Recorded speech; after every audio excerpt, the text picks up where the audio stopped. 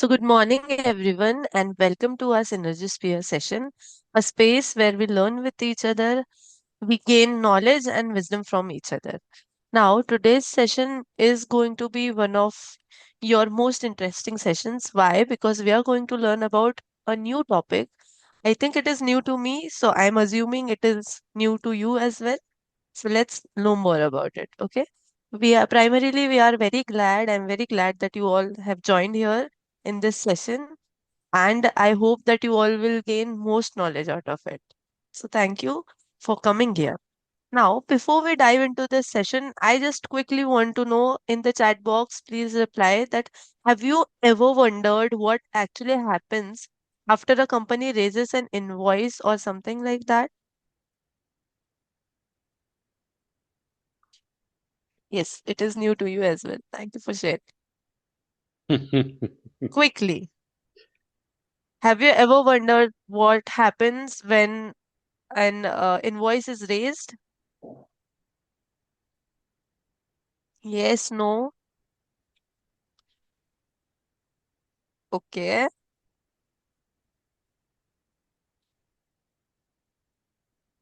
Okay. And are you aware of what really happens, like the process or who takes care of it or anything like that? Okay. Thank you so much for sharing, Vasundhara Ashish. Yes. Awesome. Now I have one more question before we move to the next part. Okay. So do you know why payments come on time or get delayed by any reason? How many of you already know that? Quickly in the chat box. Yes, no. Okay. So I see that a lot of us are going to be super curious today and we are going to learn and improvise on our knowledge. Add a lot of things in our knowledge, right? Delay due to process. Okay, we have people who know as well. Good to know that. Great. Awesome. So these questions are usually not mentioned in our textbooks. These questions are usually not mentioned by our syllabus as well, right? We don't get to know such things a lot of times through our syllabus, but only when we work into the field and we get practical knowledge, we get more understanding of such topics. Like, so this session is going to be about that only. Today's session. So, how do companies actually get their payments? Is designed to break this process down in simple, practical, and real life way just for you. And we are pleased to have with us Mr. Prashant Pandit, a PGDM learner at MIT with over 23 years of hands on experience in the industry in order to cash, credit control, and dealer management. He will share his insights drawn directly from real corporate environments, making it easier for all of us to connect the concepts with practical life. Yes. So, this is not just going to be about theories heavily, but it is also going to be in a very smoother flow on understanding how businesses manage money flow, handle payments, and keep operations running during smoothly. Right? We encourage everyone to stay engaged, reflect on the examples shared, and note down the questions that you have as we move along. So, during the question answer round, you can ask as many questions as you want. Thank you. Now, moving ahead, I would like to ask a few questions to Mr. Prashant so that you also get to connect with him in a better way. Yes, Mr. Prashant. Yeah, good morning, everybody. Thanks for giving me a chance to share my experience on this topic. Now you can ask me. Yes. So, can you please tell us about yourself, your educational qualification, and your family background? Yes, I am a basically a BCom graduate, that is commerce graduate. We are a joint family. We are living with my mom, my brother, my wife, and my son. We are joint family. Uh, my That son is good. is my son is completed MTech from BITS Pilani. He is in IT. Okay, that is awesome. Thank you so much for sharing that. I think Yeah. family support and having an environment like that always helps us in growing. Yes, Amazing. yes, yes. Okay. Can you tell us about your career so far? Career, I have started my career. I passed in 1988, April 1988. I got the job in 10th March 1989 precisely. From 10th March 1989 to 19th April 2023, and even now also, I'm working. So it is almost 36 years of experience. What we are talking about 23 years is only in accounts receivable. That is the topic on which we are going to discuss now. Total 36 years of Wow. experience I am having of different area. Earlier, I started my career from British company Gaskin Williams. You might have heard this name, Gaskin Williams. It was a British company. I joined this company in 10th March 1989. Then it was taken over by Mahindra and Mahindra. I was there for 11 years. Then I switch over to Bajaj Auto now, which is known as Force Motors, on 6th of May 2000.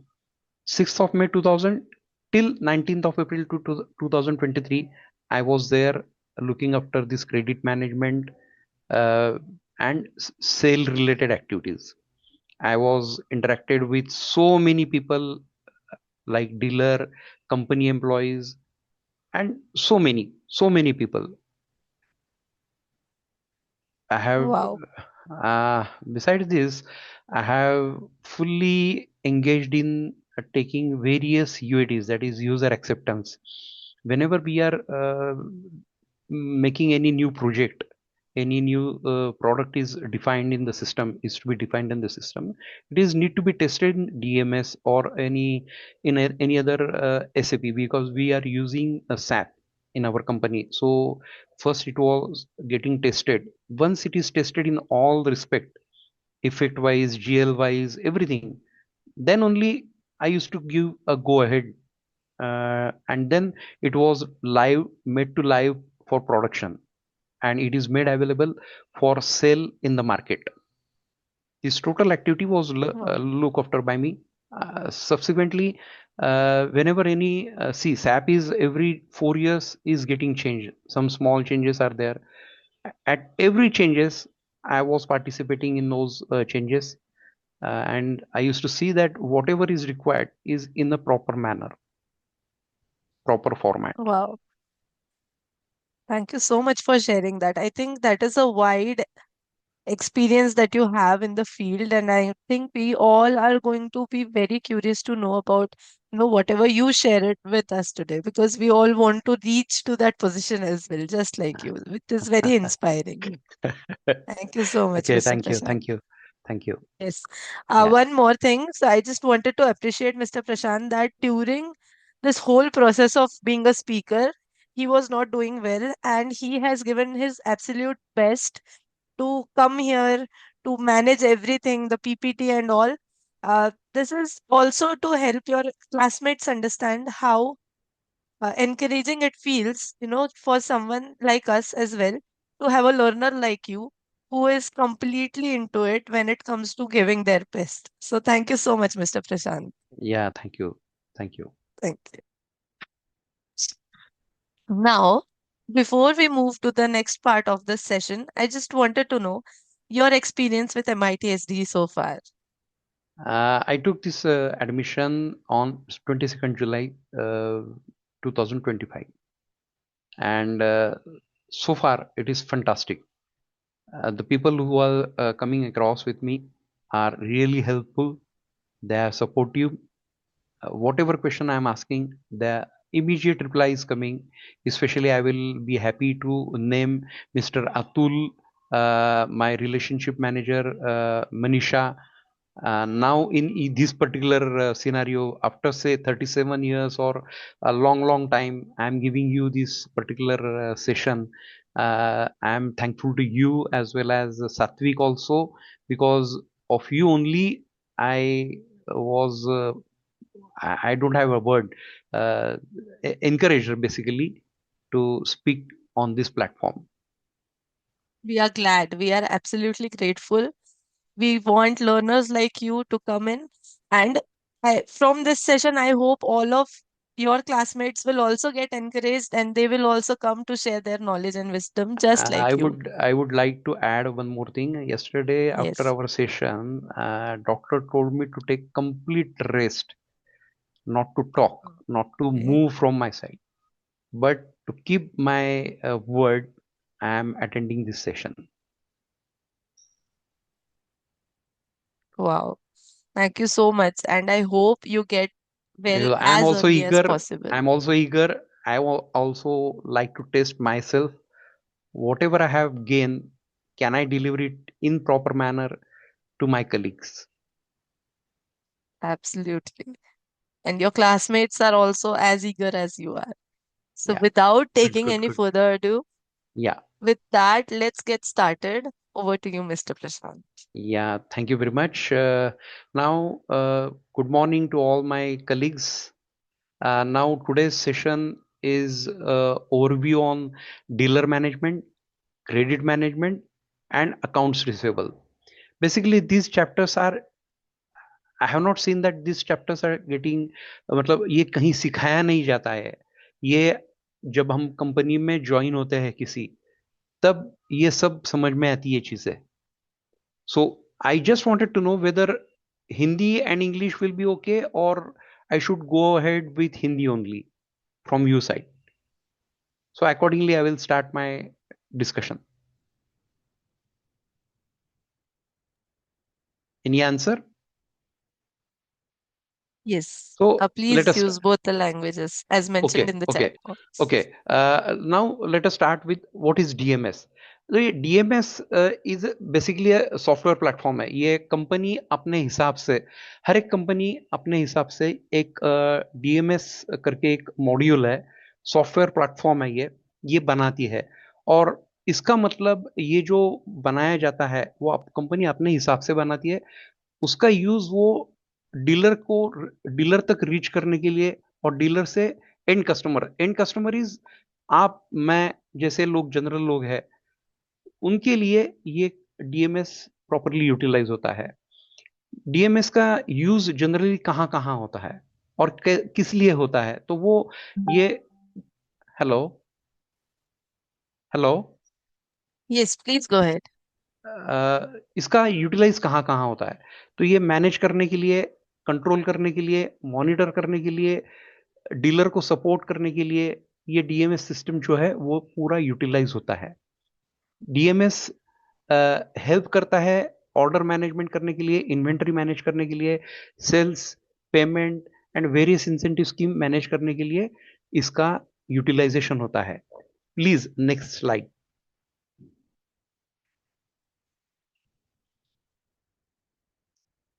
Next slide please. Satvik. Hello. Yes, yes. Next, we have moved to next.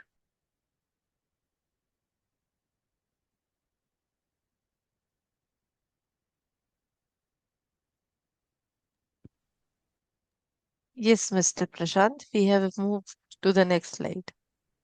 No, okay, fine. Then I am not able to see anything on my screen, so that is why I was waiting. Now I Okay. will move. I will move to the second because I am not this my screen is blank absolutely. Nothing is. I am not able to see Okay. anything. Learners, are you able to see? You can just open your Zoom interface, Zoom Okay. window. Uh, Mr. Thank Prashant, you you Not so an can. issue. much. I'll go through my slide. Now coming to the dealer management system introduction. Now एक बार मैंने जैसे बोला कि हर एक company अलग अलग product बनाती है, इसका सेल मार्केट में करती है. वो खुद मार्केट में नहीं जाके ये अपना प्रोडक्ट जो है वो बेच नहीं सकती है. Company can not go and sell on its own to the market. So company need one intermediator to sell his product in the market. It is a dealer, it is a distributor. तो ये dealer और distributor के जरिए market में बेचा जाता है. ये डीलर क्या होता है? ये the dealer is a face of the company on the field. ये कंपनी का चेहरा है, कंपनी के बिहाफ से ये सेल और ये किया जाता है. ये जब अपॉइंट होता है तो उसको अप्रोप्रिएट लेटर दिया जाता है बीइंग अथॉराइज्ड डीलर। आप कहीं भी जाओगे मार्केट में और देखोगे तो बहुत सारी डीलरशिप दिखती है। टाटा मोटर्स है, महिंद्रा है, हुंडई है, फोक्सवैगन है, टोयोटा है, बहुत सारी कंपनियां। I will basically concentrate on vehicle sale because मैंने उसमें ही काम किया है। जनरली ये प्रैक्टिस जो है वो सब जगह एक ही तरह से चलती रहती है। इवन सोलर सिस्टम में भी ये प्रैक्टिस चलती रहती है। तो ये डीलर के जरिए कंपनी अपना जो टोटल प्रोडक्ट है, अलग अलग वैरायंट होते हैं कंपनी के, वो कंपनी मार्केट में बेचती है। अब ये इंपॉर्टेंस ऑफ डीलर के ऊपर मैं आता हूं।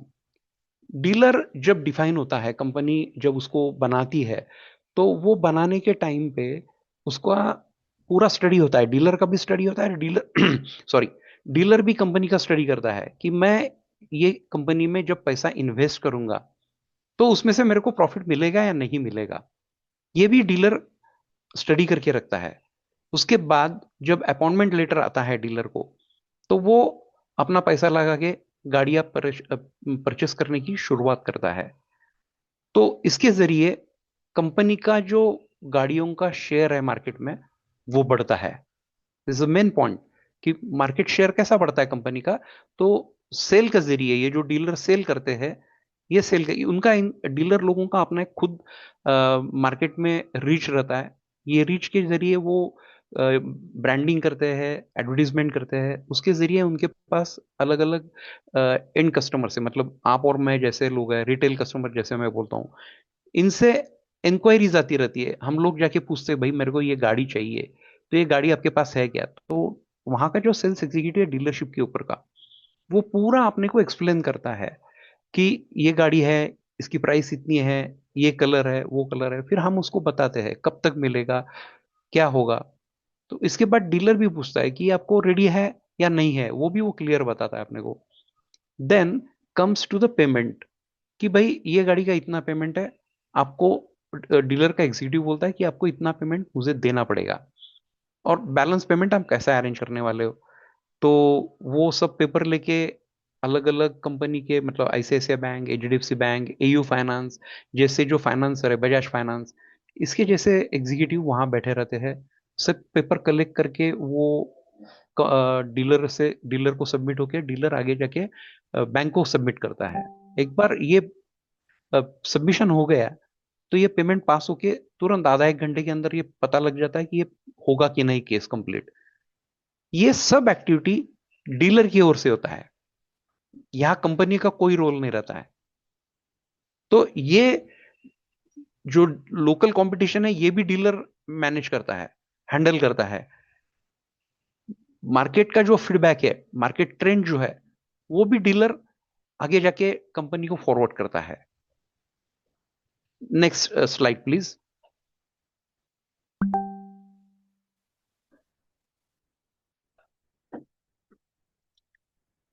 Yes, done. अब या डन। नाउ मेरा अगला टॉपिक है where this system is used most effectively. ये जो डीएमएस सिस्टम है, ये कहाँ इफेक्टिवली यूटिलाइज होती है। तो मेनली ये प्रोडक्ट बेस्ड कंपनी जो है, वो अपने डीलर के जरिए, जैसे मैंने बोला आपको, वो मार्केट में बेचती है। ये कहाँ, तो सभी मैन्युफैक्चरिंग कंपनियां लाइक एफएमसीजी है। एफएमसीजी मतलब क्या, फास्ट मूविंग कंज्यूमर गुड्स। ये एक एफएमसीजी कंपनीज है। दूसरा होता है cement, steel, paint, pharmaceutical companies. दूसरा होता है ऑटोमोबाइल इंडस्ट्री, जिसमें vehicle, car, two wheeler, tractor, ये सब आते हैं। स्पेयर पार्ट सेल, ये मैंने अलग सा जानबूझ के लिखा है। अब कंपनी कभी कभी क्या करती है, तीन तरीके के डीलर अपॉइंट किए जाते हैं। एक होता है जो फुल फ्लेज रहता है। फुल फ्लेज मतलब क्या रहता है, वो डीलर सेल भी करता है, वो डीलर सर्विस भी करता है। दूसरा टाइप होता है जो खाली गाड़ियां बेचते रहता है, पर्टिकुलर प्रोडक्ट उसको दिया जाता है। तीसरा टाइप रहता है कि खाली उसको बोला जाता है भाई तू स्पेयर पार्ट सेल कर ला, करते जा। वहां के जो जितने भी कंपनी के डीलर है, उनको स्पेयर पार्ट वो सेल करते जाता है, ताकि ये कहीं ऐसा ना हो कि एक पर्टिकुलर प्रोडक्ट के एक पर्टिकुलर कंपोनेंट में प्रॉब्लम आ गया और वो कंपोनेंट आने में कंपनी से थोड़ा डिले हो रहा है। तो ये गैप जो फिल करनी है वो ये स्पेयर पार्ट डीलर का काम होता है। ये स्पेयर पार्ट डीलर इन लोगों को, ये जो बाकी डीलर है सर्विस करने वाले, इनको ये सप्लाई करते रहता है। अब सर्विस हिस्ट्री भी आती है इसमें, उसमें जो वेरियस क्लेम्स वगैरह रहते हैं वो भी इसके जरिए वो करता रहता है। Got it? चल I go ahead? Next slide please. Yes, done. Now या coming to the key benefits of using this DMS. अब ये डीएमएस का बेनिफिट क्या है? इसका real time visibility of stock and sale, कि जो कंपनी ने सप्लाई किया डीलर के पास, वो कंपनी डीलर अपने डीएमएस में एंट्री करता है, तो वो स्टॉक कंपनी को भी दिखता है और डीलर को भी दिखता है। सेल कितना हुआ, परचेस कितना हुआ, ये सब सारा डाटा, कितना पैसा आया एंड कस्टमर से एडवांस के तौर पे या फाइनल पेमेंट की ओर से, ये सब उसमें दिखाई देता है। कितनी इंक्वायरीज आई डीलरशिप पे, वो दिखाई देती है। इनकेस कभी कभी क्या होता है, मान लो मैं किसी एक डीलरशिप पे गया टाटा मोटर्स के, मैंने पूरी इंक्वायरी की, गाड़ी देखी, सब कुछ की, लेकिन मैं आगे जाके बात नहीं किया। I didn't went to that dealership to convert my inquiry into final purchase. तो ये रिकॉर्डिंग जो डीएमएस में जो एग्जीक्यूटिव एंट्री करता है, ये एंट्री करने के बाद उसका रिकॉर्डिंग होता है सेंट्रल इंक्वायरी डिपार्टमेंट के पास। तो वहां से भी चालू हो जाता है वो मेरे से फॉलोअप, कि भाई तू आके आपने तो आके इधर इंक्वायरी की थी, आपने इस गाड़ी के लिए कलर भी चुना, सब कुछ हो गया है, तो आपने ये फाइनल पेमेंट करने के लिए कुछ बात नहीं की अभी तक। ये सब डाटा ये डीएमएस में रिकॉर्ड होता है। मतलब इतना बड़ा उसका कवरेज है कि आप जितना उसका यूटिलाइज करोगे उतना उसका बेनिफिट आपको मिलता रहेगा, मतलब कंपनी को भी एज वेल एज डीलर को भी। कहीं ऐसा ना हो जाए कि इंक्वायरी आई और किसी ने देखा नहीं, तो इसके लिए कंपनी मतलब डीलरशिप पे डीलर के जो सेल्स एग्जीक्यूटिव रहते हैं उनको जिम्मेदारी दी जाती है कि जो इंक्वायरी आएगी उसका रिकॉर्डिंग करके रखना, अपने नाम के हिसाब से अपना नाम डाल के उसके नीचे इंक्वायरी डाल देना कि इस बंदे ने ये मोबाइल नंबर की आके इंक्वायरी की थी इस गाड़ी के लिए इस डेट पे। तो ऐसा एक भी इंक्वायरी छूटना नहीं चाहिए, ये काम डीएमएस सपोर्ट करता है। Shall I go to the next slide? Other important usage of DMS. अब मैंने अभी तक आपको बताया कि क्या क्या होता है डीएमएस में। Sale, purchase, inquiry, down payment आता है, फाइनल पेमेंट आता है, ये सारी चीजें मैंने बताई। क्यों डीलर आता है, डीलर का मतलब क्या होता है, ये सब मैंने बताया। अब मैं ये डीएमएस में आगे जाके क्या क्या होता है, तो हर एक कंपनी अपने गाड़ी के सामने कोई फ्री सर्विस कूपन देती है। तो ये फ्री सर्विस कूपन की एंट्री तो डीएमएस में होती है। जैसी गाड़ी, मान लो आपको मालूम है कि एक 5,000 किलोमीटर पकड़ के चलते हैं, 5,000 किलोमीटर या 6 months, which ever is earlier. ऐसा आपने यदि आपका कभी बुक देखा होगा गाड़ी का या टू व्हीलर का, तो उसमें लिखा रहता है। तो ये गाड़ी जब सर्विसिंग के लिए आती है, तो ये सर्विस के पैसे जो है वो डीलर अपने से नहीं लेता है, क्योंकि इट इज फ्री सर्विस। ये फ्री सर्विस के बाद, ये गाड़ी सर्विसिंग होने के बाद, ये कूपन उठा के कंपनी को भेजा जाता है और उसका पैसा कंपनी से मांगा जाता है डीलर से। ये एक इंपॉर्टेंट काम है डीएमएस में से होता है। अगला काम होता है स्पेयर पार्ट की जो ऑर्डर है वो डालनी है कंपनी में, ये काम भी डीएमएस करता है। वारंटी क्लेम जो है वो भी रेज किए जाते हैं through DMs. Target link incentive है अलग अलग टाइप के, क्योंकि कंपनी क्या करती है हर एक डीलर को, मतलब अपने मतलब मैं भारत की बात करता हूँ, अलग अलग एरिया में अलग अलग टाइप की गाड़ियां चलती है। मान लो हिमाचल है, बहुत अप्स एंड डाउन है वहां, तो वहां 4x4 की गाड़ी चलती है, आपकी दूसरी गाड़ी चलेगी नहीं। केरला में ट्रैवलर चलेगी। तो ये सब गाड़ियों की जो टारगेट दिए जाते हैं हर एक डीलर को, ये टारगेट यदि डीलर ने कंप्लीट किए तो उसके लिए कंपनी डीलर को पेमेंट करती है, इंसेंटिव पेमेंट करके बोला जाता है। तो ये इंसेंटिव क्लेम डीएमएस के जरिए, मतलब ये रेस करके डीएमएस में एंट्री की जाती है। अब इसका फायदा क्या हुआ ये सब करने का, कि भैया डीलर बोलता है मैंने ये क्लेम रेस किए, कल जाके रिकंसिलिएशन होता है, और कंपनी ने इसके सामने मेरे को पेमेंट किया या नहीं किया।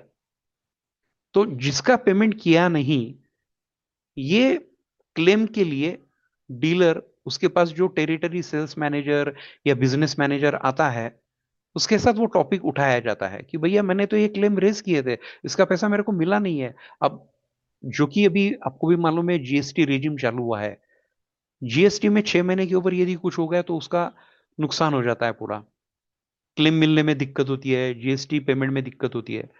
तो company has to make sure that जैसे भी क्लेम आ जाता है कंपनी के पास, तुरंत उसको हाँ या ना में बोल देना है, एप्लीकेबल है, नॉट एप्लीकेबल है, एक्सेप्टेबल है, नॉट एक्सेप्टेबल है। ओके। अभी इसका in short, dealer takes proper initiative, यदि डीलर ने इसका प्रॉपर इनिशिएटिव लिया ये डीएमएस अपडेशन करने का, तो इसका बेनिफिट डीलर को डेफिनेटली होगा। और ये it is like a passbook, DMs is like a passbook. हम आजकल तो सब कारोबार ऑनलाइन हो गया है, हम बैंक में जाते नहीं है, लेकिन ये डीएमएस में जितना पेमेंट आया वो दिखाई देता है, कितना कंपनी को ट्रांसफर हुआ वो दिखाई देता है, उसके सामने कितनी गाड़ियां आई वो दिखाई देता है, वहां से कितनी गाड़ियां सेल हो गई उसका भी रिकॉर्ड दिखाई देता है, कितने क्लेम रेज किए वो भी दिखाई देता है। मतलब कहने का मतलब यह है कि यदि वो प्रॉपर यूटिलाइज करता है ये डीएमएस का, तो ये सबके भले के लिए, कंपनी को भी अपना रिकॉर्ड अगला सेल करने के लिए स्टेप्स ले सकती है, कंपनी डिसाइड कर सकती है। यदि उसने प्रॉपर अपडेशन किया नहीं, गाड़ियां बेची या गाड़ियां इनवर्ड हुई, तो कंपनी भी मतलब कंफ्यूज मोड में रहेगी कि क्या हुआ। कि पहले जमाने में जब ये डीएमएस नहीं था तब ये सब चीजें मैन्युअली चलती थी, गाड़ी एक बार डीलर के कॉन्वॉय के हाथ में दे दी तो गाड़ी चली गई, अभी उसका जाके डीलर के पास पहुंचा कि नहीं, उसका सेल हुआ कि नहीं, ये समझ में नहीं आता था। अब जब जैसे कि डीएमएस सिस्टम ये एक डिफाइन हुआ है, एक नया डीएमएस सिस्टम करके जो चालू हुआ है, इसमें ये सारे बेनिफिट है, आपको हर एक चीज का पता लगता है डीएमएस में।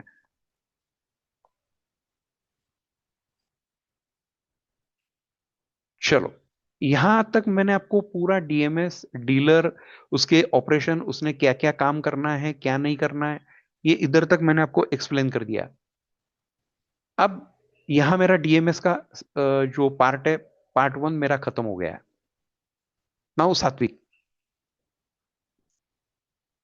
यस। सो लर्नर्स, अभी तक आपने जो भी सीखा है या जो भी आपको समझा है, if you have any questions related to the same, please let us know. Also, mister Prashant, there was a question. या Sir, please explain FMCG dealership by Vivek. Sorry, या by Vijay. Can you please no tell no us problem, what no that problem. is? FMCG का मैंने पहले मतलब बताया था कि हम जो डेली यूज करते हैं, फास्ट मूविंग करके मैंने बताया था, फास्ट मूविंग गुड्स जो है वो मैंने बताया था। एक minute. Fast moving consumer good, हम जो डेली हमें चीजें लगती है, मान लो टूथब्रश है, कोई पाउडर रहता है, रिन का पाउडर रहता है, कोई मशीन का पाउडर रहता है, ये सारी चीजें।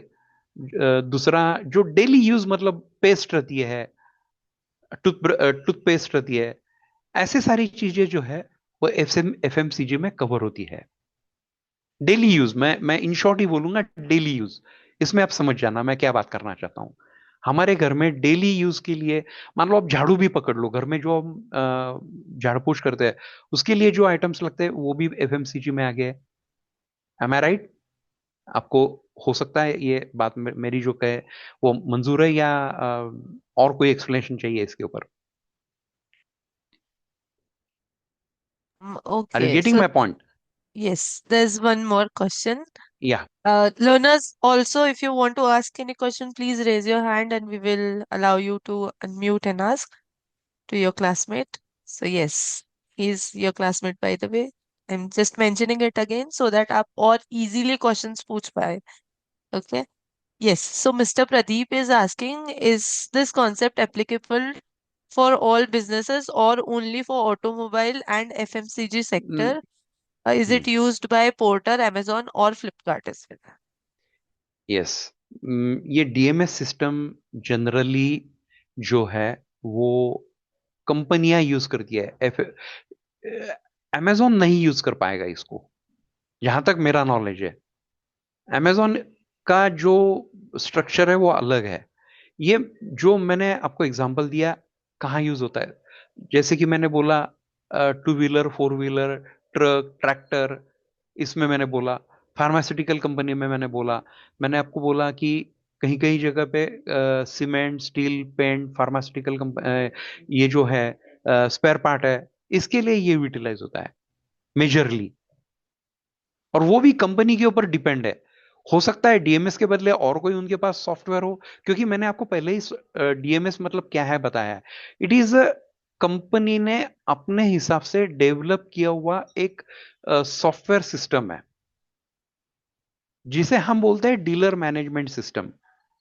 जहां तक मैंने देखा है, मैंने आपको पहले ही बताया, 23 साल का मेरा एक्सपीरियंस ये व्हीकल इंडस्ट्री और ट्रैक्टर इंडस्ट्री में गई है।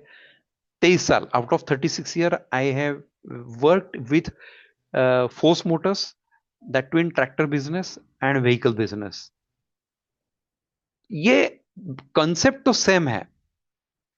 क्या है उसमें, आपको क्या मिलता है, ये मैं वापस एक बार दोहराता हूं कि डीएमएस के जरिए कंपनी ऑर्डर रिसीव करती है। जैसी भी ऑर्डर रिसीव होती है, ऑर्डर जनरेट की जाती है। डीलर का जो ऑर्डर नंबर वहां डीएमएस में जनरेट होता है, उसके बेसिस पे कंपनी अपना ऑर्डर बनाती है और वो सेल आउट कर देती है जो चाहे वो। क्योंकि कंपनी अपने आप खुद मार्केट में जा नहीं सकती है, क्योंकि पूरे इंडिया में, मैं इंडिया की बात करूंगा, पूरे इंडिया में पहुंचना बहुत मुश्किल है। तो इसके लिए डीलर जरूरी है। और ये डीलर के साथ यदि कोऑर्डिनेशन करना है तो एक सॉफ्टवेयर बीच में चाहिए, चाहे वो डीएमएस के फॉर्म में आप बोलो या चाहे और किसी के फॉर्म में बोलो। और कोई सवाल? Yes. So, there's one more question. There are a lot of क्या? questions in the chat box actually. Okay. You can also check out. Uh, Also, can you quickly give a summary of whatever you have explained so far, like in a very short या way, या and then sure we can sure. move to other question. या Yes. Yes. मैंने पहला टॉपिक लिया था dealer management system, DMS, which is called as DMS, short form है उसका डीएमएस। डीएमएस ये एक कंपनी अपने हिसाब से, अपने प्रोडक्ट के हिसाब से उसको डिजाइन करती है। ये एक सॉफ्टवेयर है made by the company with the help of IT people. एक आईटी कंपनी हायर की जाती है उसके लिए, उसके हिसाब से वो अपना डीएमएस सिस्टम बनाती है, उसकी रिक्वायरमेंट कंपनी अपनी बताती है, उसके हिसाब से प्रोग्रामिंग किया जाता है। इसके बाद रोल आता है डीलर का। ये कंपनी को क्यों चाहिए? क्योंकि अपने प्रोडक्ट कंपनी खुद ब खुद जाके मार्केट में बेच नहीं सकती है। ये सब्जी मंडी नहीं है कि जाके वो मार्केट में बेच के आए। ये प्रोडक्ट है, बड़ा प्रोडक्ट है। तो उसके लिए इनको एक डिस्ट्रीब्यूटर या एजेंट या डीलर चाहिए। तो डीलर क्या होता है ये मैंने एक्सप्लेन किया। डीलर का काम क्या है, डीलर ने कैसा डीएमएस सिस्टम यूटिलाइज करना है वो भी मैंने बोला। जो भी एक्टिविटी वो करता है कंपनी के बिहाफ पे, वो पूरी एक्टिविटी उसने, जितनी इंक्वायरियां आती है, जितना फाइनल उसके पास प्रपोजल आता है, डाउन पेमेंट आता है, वो सब उसने उसमें डीएमएस में एंट्री करनी है। उसके बाद डीएमएस में उसने बोलना है कि यदि उसके पास कोई प्रोडक्ट नहीं है तो वो प्रोडक्ट के लिए भी उसने ऑर्डर रेज करनी है कंपनी में। ये सारी चीजें डीएमएस की ओर से होती है। उसके बाद डीलर को कंपनी की ओर से कुछ इंसेंटिव्स एज पर स्कीम मिलते रहते हैं। ये स्कीम के मुताबिक उसको क्लेम रेस करने पड़ते हैं। लाइक वारंटी क्लेम है, जैसे कि मैंने आपको बताया कि कोई भी गाड़ी बेची तो उसके सामने एक 4 सर्विस कूपन या 5 सर्विसेज फ्री रहती है। वो सर्विस कूपन के सामने जब हम गाड़ियां लेके जाते हैं, चाहे वो टू व्हीलर हो, फोर व्हीलर हो, जो भी है, तो उसके लिए पैसा डीलर अपने से लेता नहीं, खाली लेबर चार्जेस अपने से वो लेता है। बाकी जो कुछ चेंज करना पड़ा या कुछ करना पड़ा, तो वो कंपनी से वो सर्विस कूपन जो है वो बेच के पैसा ले लेता है। इसका यूटिलाइजेशन कहाँ होता है वो भी मैंने ट्राई किया आपको मतलब एक्सप्लेन करने का। डीलर किस तरीके के होते हैं वो भी मैंने बताया, डीलर अपॉइंटमेंट बताया, डीलर अपना पैसा खुद का लगाता है, वहां से गाड़ियां लेता है और मार्केट में जैसे जैसे Yes. इंक्वायरी आती है जाते हैं बेचते रहता है। ये मैंने इन शॉर्ट आपको डीएमएस और डीलर ये दोनों क्लब करके ये मैंने आपको एक्सप्लेन किया। हो सकता है ये आपको क्लियर हो गया होगा। Thank you so much, Mr. Prashant.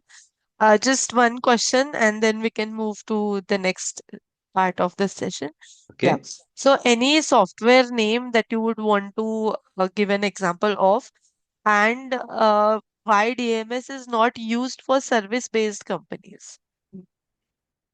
Madam service based company में क्या है कि यहाँ एक्चुअल सेल है, वहाँ सेल है। अभी मैं एक एग्जांपल लेता हूँ, इलेक्ट्रिक कंपनी का एग्जांपल लेता हूँ। I may be wrong in in this particular field, I may be wrong. मैं जो बताने जा रहा हूँ आपको, क्योंकि मैंने जिस कंपनी में काम किया वो इलेक्ट्रिक कंपनी नहीं थी, सर्विस कंपनी नहीं थी, इट वॉज मैन्युफैक्चरिंग कंपनी।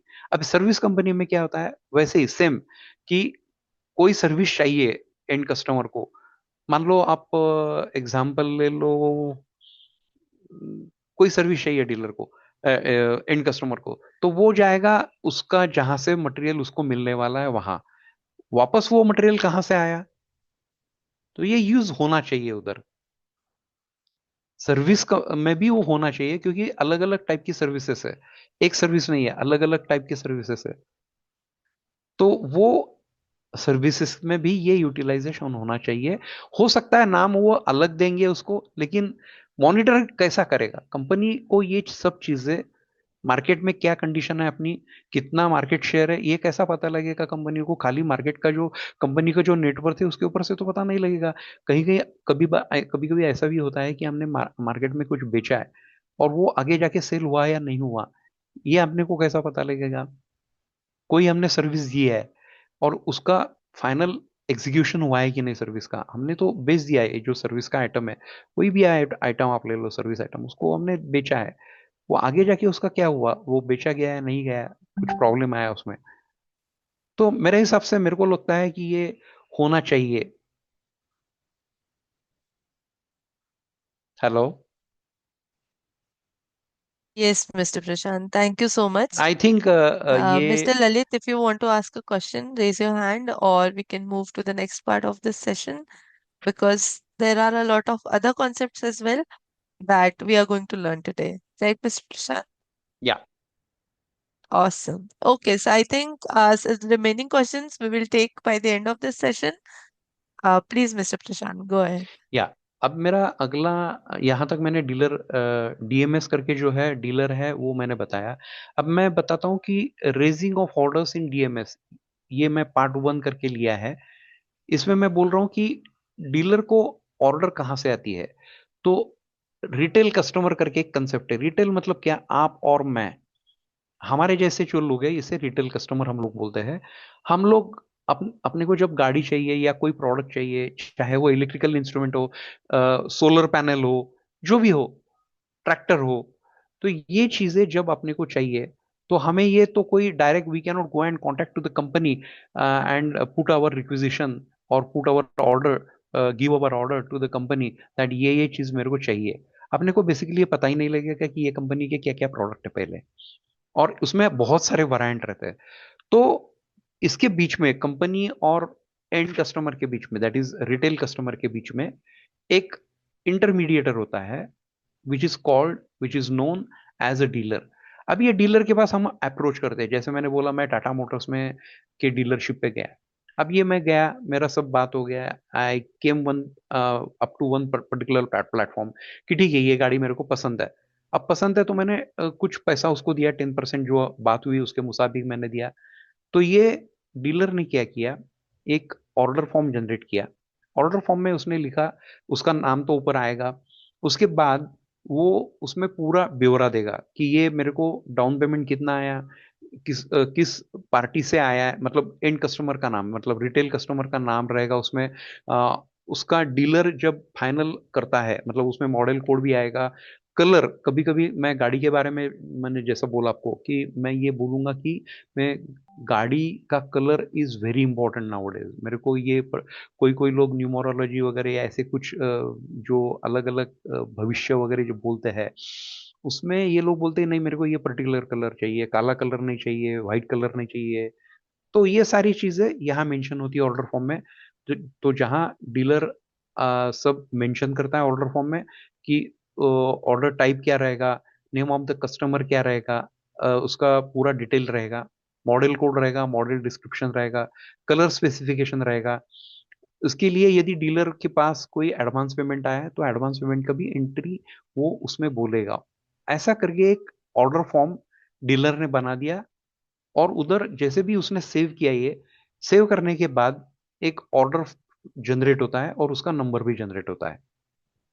ये जो ऑर्डर उसने बनाई है डीएमएस में, ये ऑर्डर डीलर को भी दिखती है, और जैसे भी वो सेव करता है इंटरफेस के जरिए कंपनी भी पता लगता है। जब वो एक डिपार्टमेंट है कंपनी में भी डीएमएस करके, उनके पास वो लोग भी ट्रैक करते हैं कि क्या क्या ऑर्डर आज अपने पास आई है। ओके, इधर तक समझ में आया? ये जो मैंने raising of orders in DMs part 1 करके बोला, वो मैं मतलब आपको समझा करके मैं चलता हूं और अगला टॉपिक लेता हूं। अब ये जो ऑर्डर इन्होंने बनाई, डीलर ने बनाई डीएमएस में, ये ऑर्डर आ गई डीलर एडमिनिस्ट्रेशन। एडमिनिस्ट्रेशन डिपार्टमेंट होता है, मार्केटिंग डिपार्टमेंट में अलग अलग डिपार्टमेंट होते हैं, एक मार्केटिंग है, एक सेल्स है, एक एडमिनिस्ट्रेशन है। तो ये एडमिनिस्ट्रेशन डिपार्टमेंट के पास डीलर ने जो डीएमएस ऑर्डर रेज की वो जाती है। वो जाने के बाद वो लोग इसका रन लेते हैं, देखते हैं कि ये ऑर्डर आई है, तो अपने पास अपने स्टॉक में कंपनी जैसे भी गाड़ियां या कोई प्रोडक्ट मैन्युफैक्चर करता है तो एक पर्टिकुलर इलाके में रखता है, जिसे बॉन्डेड एरिया बोलते हैं हम लोग। कि बॉन्डेड एरिया में ये गाड़ी है कि नहीं, ये पर्टिकुलर प्रोडक्ट जो चाहिए वो है कि नहीं, ये देखा जाता है।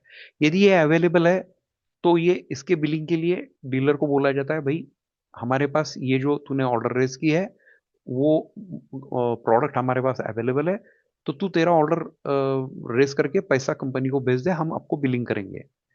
तो यहाँ ये एडमिनिस्ट्रेशन डिपार्टमेंट, सेल्स एडमिन करके वो नाम है डिपार्टमेंट का। सेल्स एडमिन डिपार्टमेंट ये कोऑर्डिनेशन करता है सेल्स और प्रोडक्शन के बीच में। तो ये इंफॉर्मेशन देता है डीलर को। If the product is available, मतलब यदि वो डीलर कंपनी के पास या डीलर के पास भी है तो उधर के उधर ही बिलिंग हो जाएगी। और यदि नहीं है डीलर के पास, तो ये ऑर्डर कंपनी में आने के बाद ये गाड़ी पूरा मतलब सैप में, मैं सैप बोलता हूँ, जो भी सॉफ्टवेयर है कंपनी का, उस सॉफ्टवेयर में बिलिंग होके प्रॉपर टैक्सेस लगा के, टैक्स इनवॉइस में बोलूंगा, रेज किया जाता है। जैसे भी ये टैक्स इनवॉइस रेज होता है तो उसकी इंफॉर्मेशन ऑटोमेटिकली डीएमएस में भी जाती है थ्रू इंटरफेस। तो यहाँ बिलिंग का जो पार्ट है, ऑर्डर जनरेशन एंड बिलिंग, ये मैंने आपको बोला। मैं इसमें ऑर्डर टाइप जो है वो अगले सेशन में ले लूंगा। अभी मैं ऑर्डर कैसे जनरेट होती है, क्या क्या पॉइंट्स उसमें कवर अप किए जाते हैं, ये मैंने आपको बताया। ये ऑर्डर जनरेट करने के बाद सेल्स एडमिन के पास ऑर्डर आई, ये भी मैंने आपको बताया। ये सेल्स एडमिन चेक करता है कि अपने पास ये पर्टिकुलर प्रोडक्ट है कि नहीं। यदि है तो वो इंफॉर्मेशन दी जाती है और गाड़ी का बिलिंग होता है टैक्स इनवॉइस के जरिए, और वो मटेरियल, ये जो पर्टिकुलर प्रोडक्ट है वो बिलिंग होके डीलर के पास चला जाता है। अब मसला ये है कि पहले जमाने में ये सब चीजें मैन्युअली होती थी। जब डीएमएस नहीं था तब ये सब चीजें मैन्युअली होती थी। कि आज ऑर्डर फॉर्म भी जो बनाया जाता था वो मैंने देखा है, मेरे ही लोग खुद order form, manual order form होता था तो वो खुद अपने हिसाब से ऑर्डर फॉर्म बना के कलर वगैरह मॉडल कोड सब अपने अपने हाथ से डाल देते थे, और ये गाड़ी बिल हो जाती थी। गाड़ी बिल होने के बाद डीलर का एक बंदा आता था, ड्राइवर, उसके पास उसका कंफर्मेशन होता था कि he is the authorise dealer of this dealership, so you can hand over the vehicle to this particular person. उसका नाम, उसका फोटो, उसकी सिग्नेचर सब होती थी। इनवॉइस के ऊपर उसके सिग्नेचर लेके उसको हैंड ओवर की जाती थी। अब गाड़ी तो कंपनी के गेट से निकल गई, अभी उसका आगे जाके क्या हुआ, कितने दिन लगेंगे उसको उसके उधर पहुंचने के लिए, ये कभी पता नहीं लगता था। जब डीएमएस नहीं था तब की मैं बात कर रहा हूँ। जब ये डीएमएस आ गया तो क्या हुआ, ये गाड़ी मान लो पूना में गाड़ी बिल हुई, अहमदनगर में ये गाड़ी, मतलब अभी की अहिल्या नगर में ये गाड़ी जाने वाली है, तो मान लो एक दिन या 4 घंटा बहुत हो गया, काफी हो गया, 5 घंटा ज्यादा से ज्यादा काफी हो गया, तो आज शाम तक ये एंट्री डीएमएस में हो जाएगी।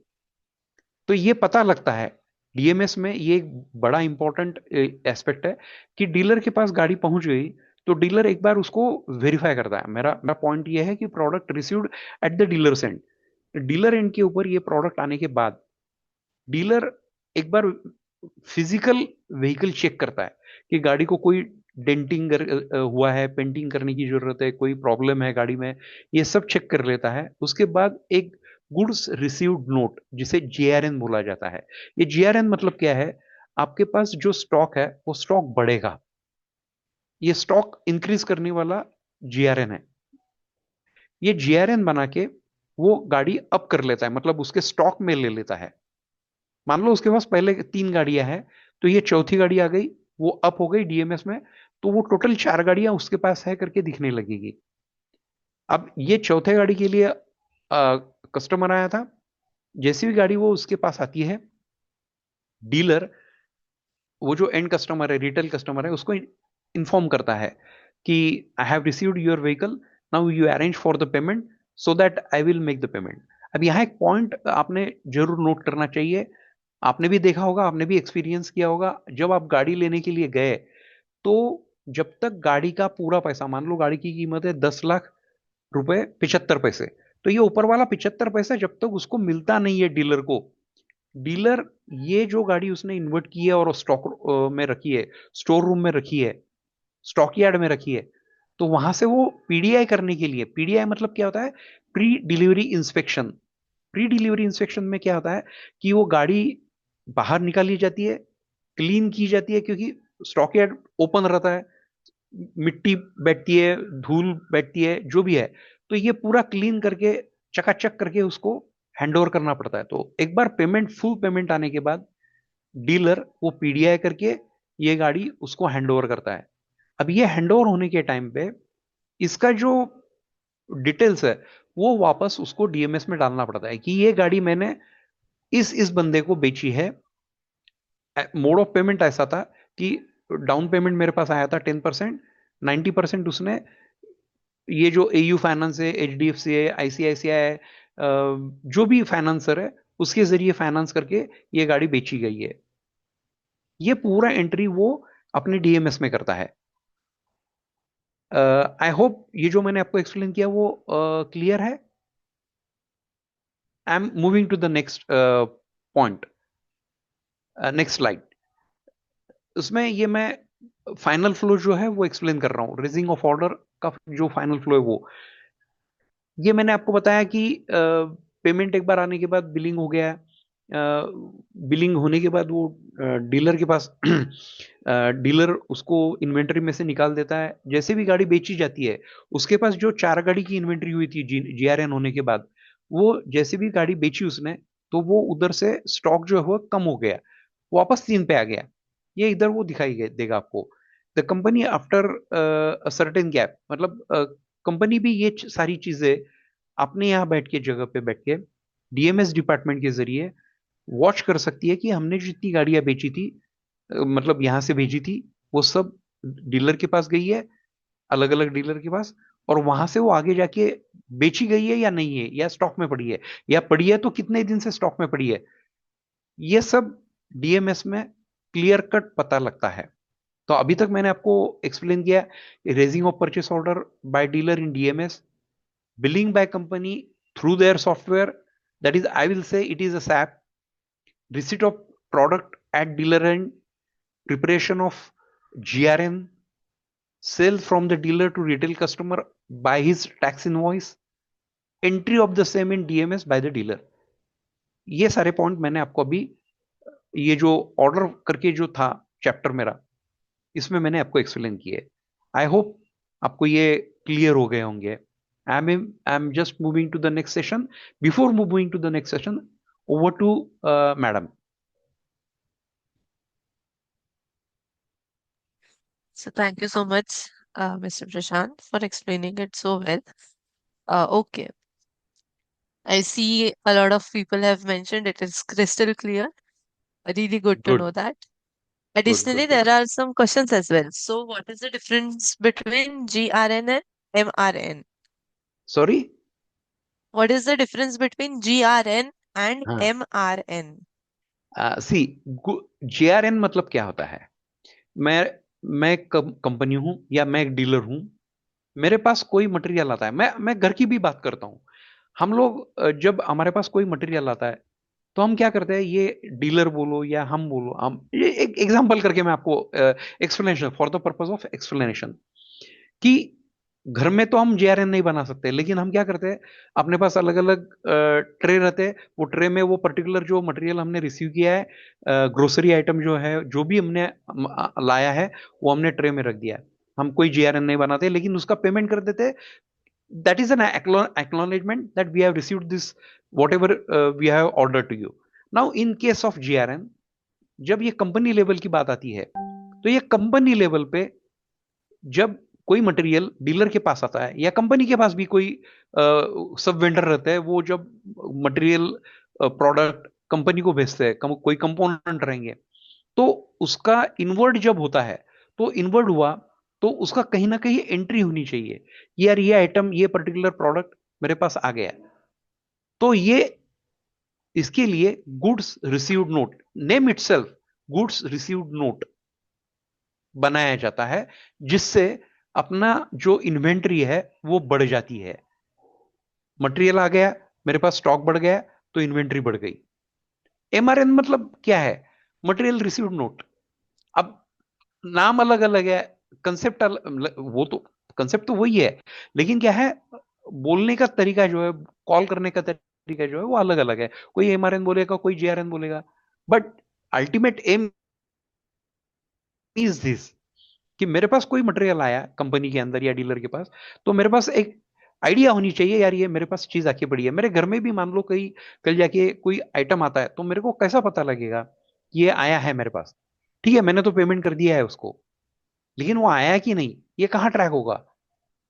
कहीं ना कहीं मेरे पास भी एक सिस्टम होती है घर में, अपने मतलब घर में भी और कंपनी में भी या डीलर के पास भी, क्योंकि उसके सामने उसको जाके पेमेंट देना है। तो वो एमआरएन और जीआरएन फॉर द नेम से अलग अलग है, लेकिन इससे अपना स्टॉक जो है वो बढ़ता है, इन्वेंट्री बढ़ती है। So some people will call it may be as GRN और may be MRN. I hope I have clear this point. Yes, thank you, Mr. Prashant. Okay, Trupti, you can unmute yourself. Sorry. Yes. Yes. Hello, sir. या, Good afternoon, sir. Good It is a afternoon. nice session going on. So, I have a thank you. question that या, means can we assume that DMS is a software that records the details of the products purchased by the customer? या, So, means whatever the customer is availing in case of any discounts or any down payments or any finances, any bank is involved in that. So, whatever या, all these details are there, these details are recorded by DMS system. yeah, good question. Really, I appreciate this point. See, I will explain you. What happens is DMS, as I told you, it is a software made by the company as per his requirement. This particular software is, once it is finalized, it is installed at every dealer. Now, at the dealer's point, a number he, because dealer is a face of the company in the field, he is making advertisement. Based on this advertisement or the name of the company's dealership, people used to visit particular dealership, as I explained in my earlier session. That is called inquiry.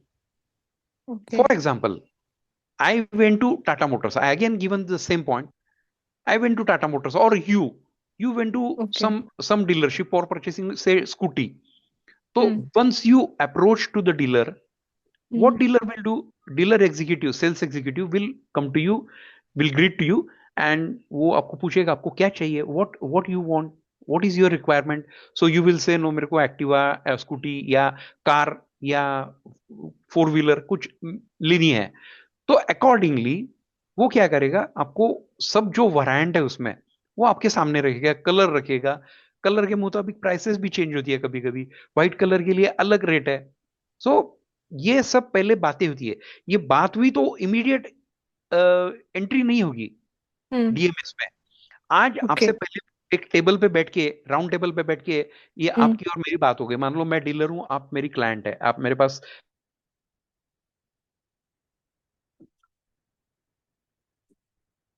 So you're not audible now. चीजें मेरे sales executive से आपको पूछूंगा, तो मैं आपको बोलूंगा, then I will ask you, see this is the price of the product which you want, now please let me know this product is available with us, now let me know how you are going to make the payment of for this product. तो आप what you will say, yes I will make a payment of say 10%, okay fine, hmm. Then I will say okay fine, no problem, 10% आप दोगी तो 90% कहां से आने वाला है, आप कहां से फंडिंग करने वाले हो।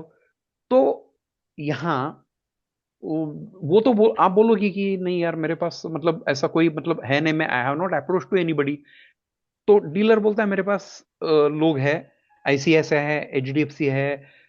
सबसे पहले वो आपको पूछेगा कहाँ आप सर्विस करती हो, क्या करती हो, कितने साल से करती हो, do you have this particular details like PAN, Aadhaar, 3 महीने का सैलरी स्लिप, ये सब चीजें लेके है क्या। तो यदि आपने हाँ बोला तो this will be submitted to that particular finance person, may be AU, ICICI वगैरह, ये सब चीजों के लिए। एट दिस पॉइंट अप्रूवल आधे घंटे के अंदर आता है, अप्रूवल कम्स विद इन से half an hour, Okay. That yes this आपको ये गाड़ी मिल, मतलब गाड़ी के लिए फंडिंग जो है 90% की मिल सकती है based on the paper submitted. तो एक हम्म। एग्रीमेंट वगैरह साइन किया जाता है उनकी ओर से, ईएमआई कन्वर्जन होता है, कितने साल का आपको ईएमआई चाहिए, ये पूरा एक्सप्लेन किया जाता है। इफ यू एग्रीड देन एक एग्रीमेंट एमओयू बनाया जाता है, हम्म। और उसके ऊपर आपकी ढेर सारी सिग्नेचर्स, आपके फोटो, रेसिडेंशियल एड्रेस करके, आपका एमएससीबी बिल, ये सब सारी चीजें ली जाती है। हम्म। कभी कभी जो आप हाउस कॉर्पोरेशन टैक्स वगैरह है, वो टैक्स पेपर लिया जाता है just to confirm that you are resident of that particular, जो रेसिडेंशियल एड्रेस बताए वो प्रॉपर है, उसी के ऊपर आप टैक्स पे करती हो। ये सब सारी पेपर चीजें इकट्ठा होने के बाद वो सेल्स एग्जीक्यूटिव ये एंट्री करता है डीएमएस में। Okay. Okay. Okay. Am I right? Yes. I Yes. Hope you understood or you got the whatever your query was. Yes, sir. Yes, sir. Absolutely. ऐसा नहीं हुआ कि आपने आके, ऐसा भी होता है कभी कभी कि म, आप मेरे पास आई, आपने इंक्वायरी की, आपने ये नहीं बोला कि आपको क्या चाहिए एग्जैक्टली exactly. लेकिन फिर हम्म। मैं क्या करता हूँ, मेरे पास, मेरे को मेरा जो ओनर है, say I am a sales executive, तो हम्म। मेरा ओनर मेरे को हर एक इंक्वायरी के लिए कुछ इंसेंटिव के तौर पे 10 रुपया, 15 रुपया, 20 रुपया, 25 रुपया, जो भी है डिपेंडिंग ऑन हिज बिजनेस, वो उसको देता है। क्योंकि वो from the bottom of heart वो ये पूरी इंफॉर्मेशन उसके एंड कस्टमर, जो आप मेरे पास अप्रोच हुई है तो मैं आपको पूरी हम्म। डिटेल जानकारी दे दूंगा। मान लो ये प्रोडक्ट मेरे पास नहीं है, तो मैं आपको एश्योरिटी दे दूंगा कि आपको ये हम्म। प्रोडक्ट कब चाहिए। तो आप बोलती हो अरे नहीं, मेरा, मेरे डैडी का, मेरे मम्मी का, ये मेरे, या मेरा बर्थडे है, तो ये गाड़ी उसके लिए चाहिए। ये पॉइंट नंबर हम्म। वन। पॉइंट नंबर टू होता है कोई ऑस्पिशियस डे है, तो ऑस्पिशियस डे के लिए मेरे को ये गाड़ी चाहिए, लेकिन ये गाड़ी है क्या आपके पास? हो सकता है कि उसके पास नहीं है, लेकिन वो एश्योरिटी दे रहा है। तो आप बोलती हो नहीं, मेरे को ये कल या परसों चाहिए गाड़ी, तो ठीक है हम्म। मैं दूसरी जगह जाके चेक करूंगी। ऐसे केस में भी डीलर का जो सेल्स एग्जीक्यूटिव है वो ये एंट्री डीएमएस में डाल के रखता है, because he has attended, he has wasted his time to entertain you, giving all this explanation कि क्या है क्या नहीं है ये सब।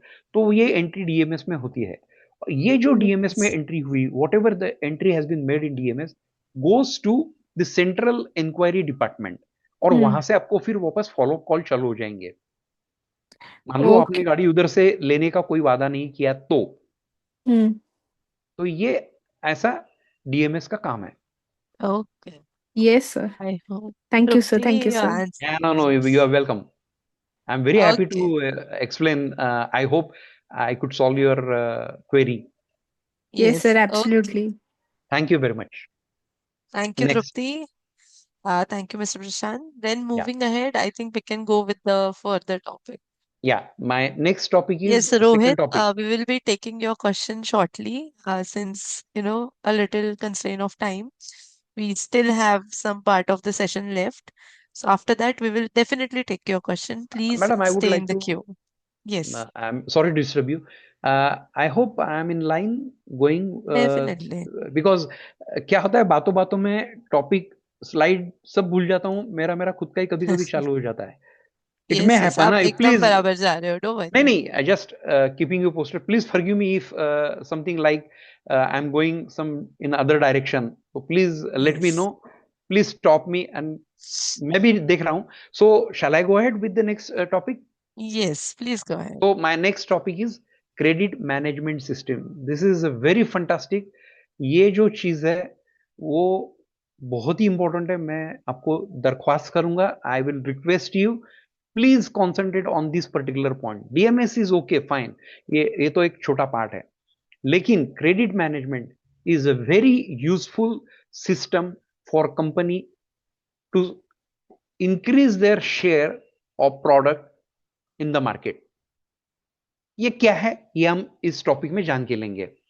तो क्रेडिट मैनेजमेंट इज बहुत ही पावरफुल टूल है, जिसमें कंपनी अपना ओवरड्यूज, बैड डेट्स और मार्केट में जो शेयर है, ये सब मॉनिटर करती है क्रेडिट मैनेजमेंट के जरिए.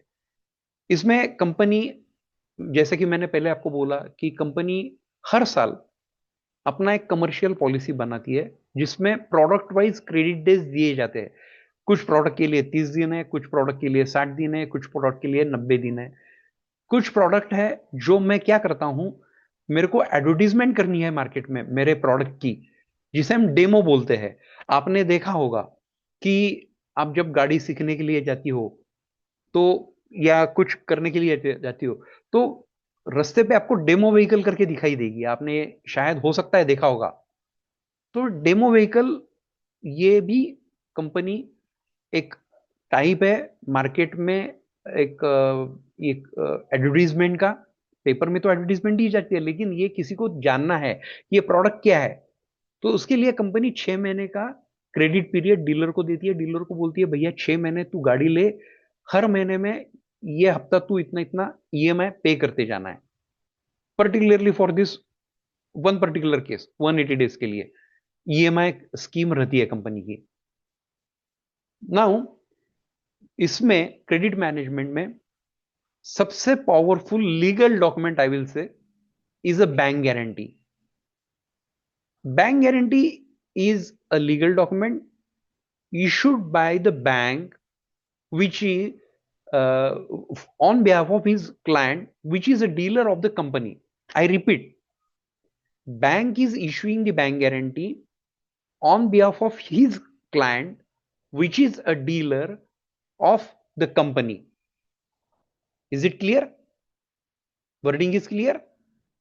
Now in this particular bank guarantee format, bank says that if dealer doesn't pay, if your dealer doesn't pay, नाम रहता है, मेंशन किया जाता है उसमें, फॉर्मेट रहता है, एक स्टैंडर्ड फॉर्मेट रहता है. if your dealer doesn't pay your dues in time, and if you claim in writing to us, demand us the payment, we will make the payment of behalf of our client to you within 48 hours. This is what the sums and substance of this bank guarantee. मतलब आप इसके ऊपर से जानकारी ले सकते हो. You can understand how important is the bank guarantee. Generally bank guarantee is issued for 1 month, sorry, 1 year. I repeat, bank guarantee generally issued for 1 year, and subsequently it is getting renewed time to time. Now ये bank guarantee का format company का जो legal department है, this format of the company is designed by the legal department of the company. It is provided to finance department, accounts department. Accounts department has to ensure that whatever matter is mentioned, wherever the full stop, comma is to be followed while taking the bank guarantee from the dealer. मैं मेरे company में जब था, I used to instruct my business manager, regional manager, that no one will give direct bank guarantee on the stamp paper. I will come to this point. ये जो bank guarantee है किसी ने भी मेरे को डायरेक्टली नहीं देनी है. It will be vouched by me, it will be checked by me whether it is in line with the format given by my legal department. Once I given the consent to go ahead that the draft given by you is okay, पहले मेरे को draft दे दो plain paper पे. I will check it, I will confirm it once it is okay. If any changes are there, I will let you know कि यहाँ ये नहीं चाहिए, ये यहाँ चाहिए. क्योंकि बैंक क्या करती है, अपने हिसाब से दे देती है. लेकिन bank guarantee is for the company and not for the bank. This point to be noted. I repeat, bank guarantee should be in the benefit of the company, because based on the bank guarantee, company is selling their product through dealer to the end customer. So dealer is liable to make the payment for the purchases made against this bank guarantee to the company. Now once मैंने जैसे बोला कि जैसे once the bank guarantee draft is final, it will go to RM will forward it to dealer, or dealer will make it dealer will go to the stamp vendor, purchase stamps. I'll come to the next slide. 1 minute.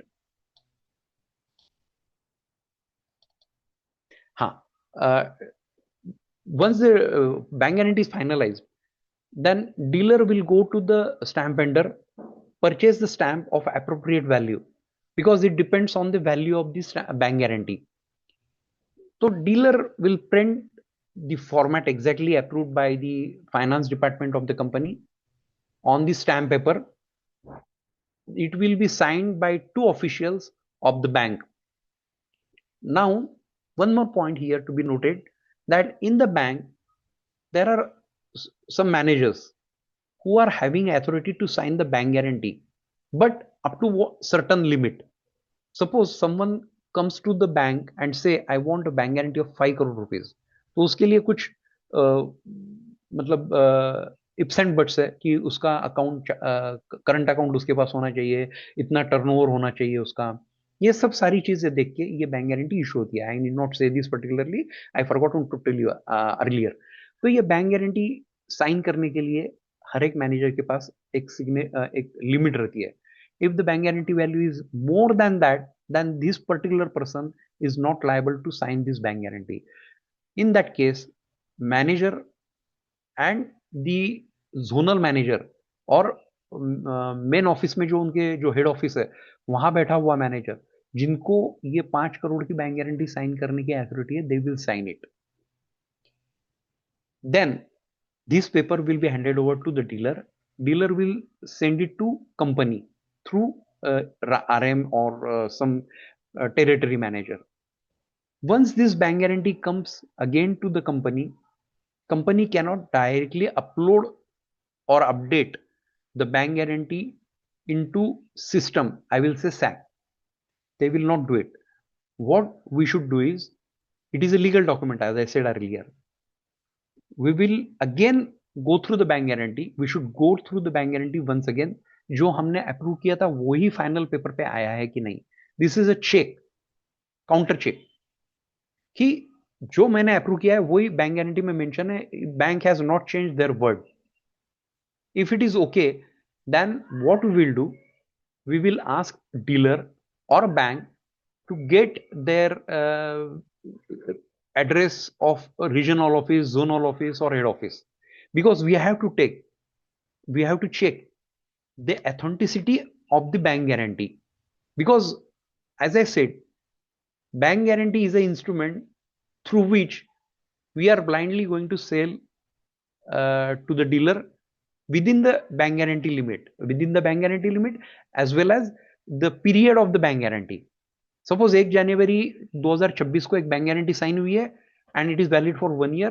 It is expiring on 31st of December 2026.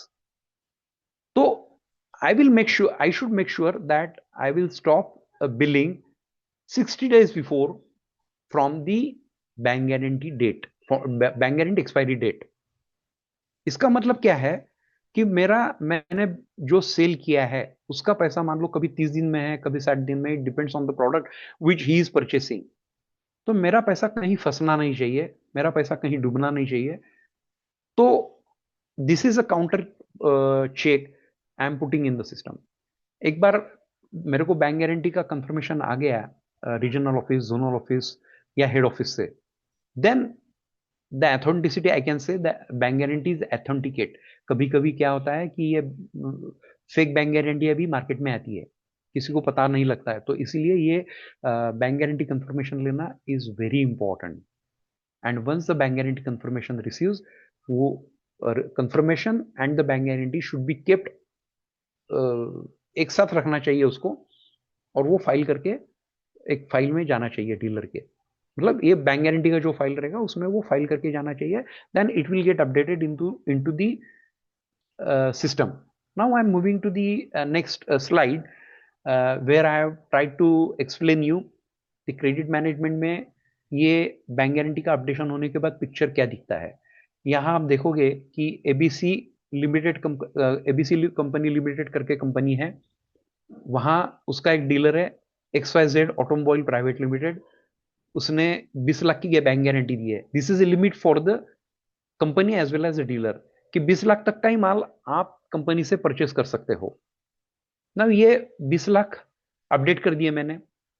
अब dealer ने मेरे से billing ले ली 10 लाख की, तो natural है 20 लाख में से मेरा 10 लाख गया, मेरे पास बैलेंस फिर भी है 10 लाख का। तो मैंने यहां ट्राई किया है बैलेंस लिमिट अवेलेबल करके 10 lakh. I hope you are getting my point whatever I am trying to explain you now. दूसरा पॉइंट मैंने इसमें बताया है कि एक डीलर क्या करता है, कभी इनवॉइस टू इनवॉइस एक साथ पेमेंट नहीं देता है। जैसे जैसे उसके पास वो अलग अलग लोगों को गाड़ियां बेचते रहता है, तो जैसे जैसे उसके पास पैसे आते हैं वो अपने कंपनी को फॉरवर्ड करके रहता है। Company in case of bank guarantee first in first out he adjustment करती है, बिकॉज कल जाके यदि ये ओवरड्यू हो गया तो उसको interest come as a penalty company charge करने वाली है।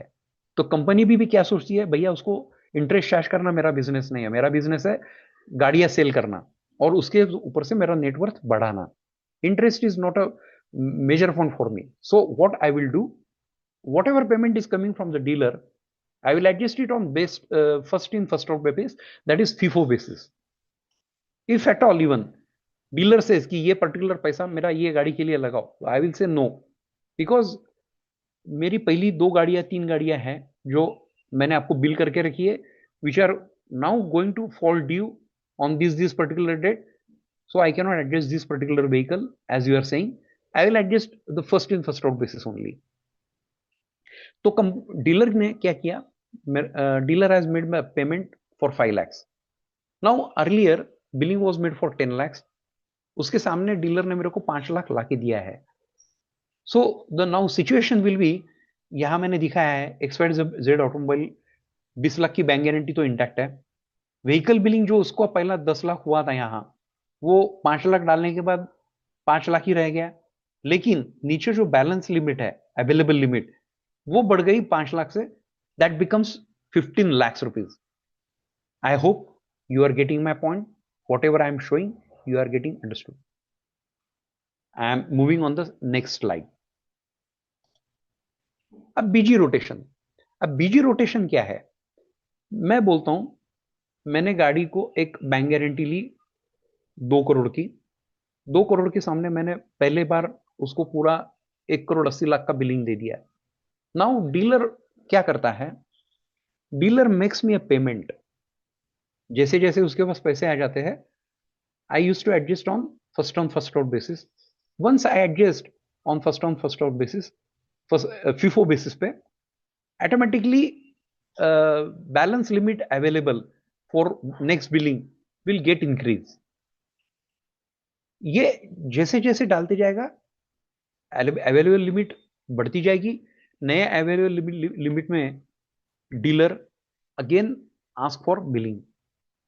This is called a rotation. Matlab, I will say, if a dealer is making timely payment, then he can rotate his bank guarantee at least for 12 times. मतलब 2 करोड़ की इसकी bank guarantee है, 12 times उसने घुमाया, मतलब 2 करोड़ के सामने वो 24 करोड़ तक का बिजनेस कर सकता है डीलर. यू कैन अंडरस्टैंड कि कितना, मतलब ये क्रेडिट कार्ड हो या क्रेडिट लिमिट हो तो उसका कैसा यूटिलाइजेशन होता है. I hope you are understanding. This is a very important topic. I humbly request you, kindly put your comment in chat box. Please let me know if you have any doubt, because this is a very important issue. Once the limit is getting rotated, company is also getting benefited क्योंकि उनका market share बढ़ते जा रहा है, net worth बढ़ते जा रही है, सेल बढ़ते जा रहा है, मतलब सब कुछ हो रहा है, उनका सब कुछ ठीक ठाक चल रहा है. We should check that there should not be any overdue. Overdue is what? I will tell you. 1 January to 1st of January 2026 को I build one vehicle to XYZ dealer. Due date is 30th of 30 days. That means 30th of January is his due date. Now, if the dealer makes the payment on or before 30th January, then it is fine.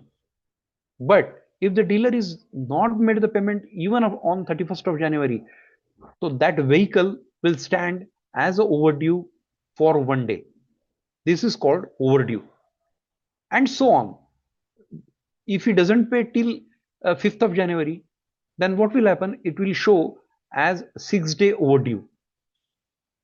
I hope you are understanding. I'm sorry, I'm again and again asking you, but since this is very important topic, I need to ask. So ये overdue का topic है, ये मैंने overdue को बताया.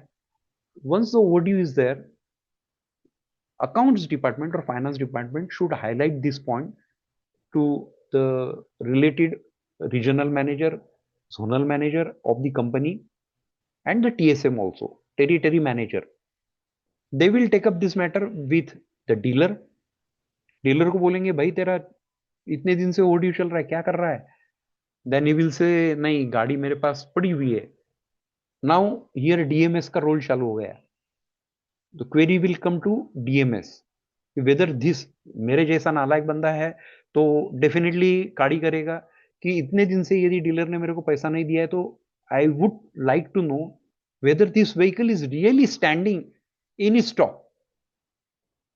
तो I will ask my dealer DMS department that whether this particular chassis is lying in the stock of the dealer. If it is yes, then I will cross question to my people, that is regional manager, zonal manager or TSM, that what you people are doing. मैंने गाड़ी बेच दी है, इसका मतलब ये नहीं है कि वो गाड़ी बेच दी डीलर का है, डीलर देख लेगा वो सेल होता है नहीं होता है.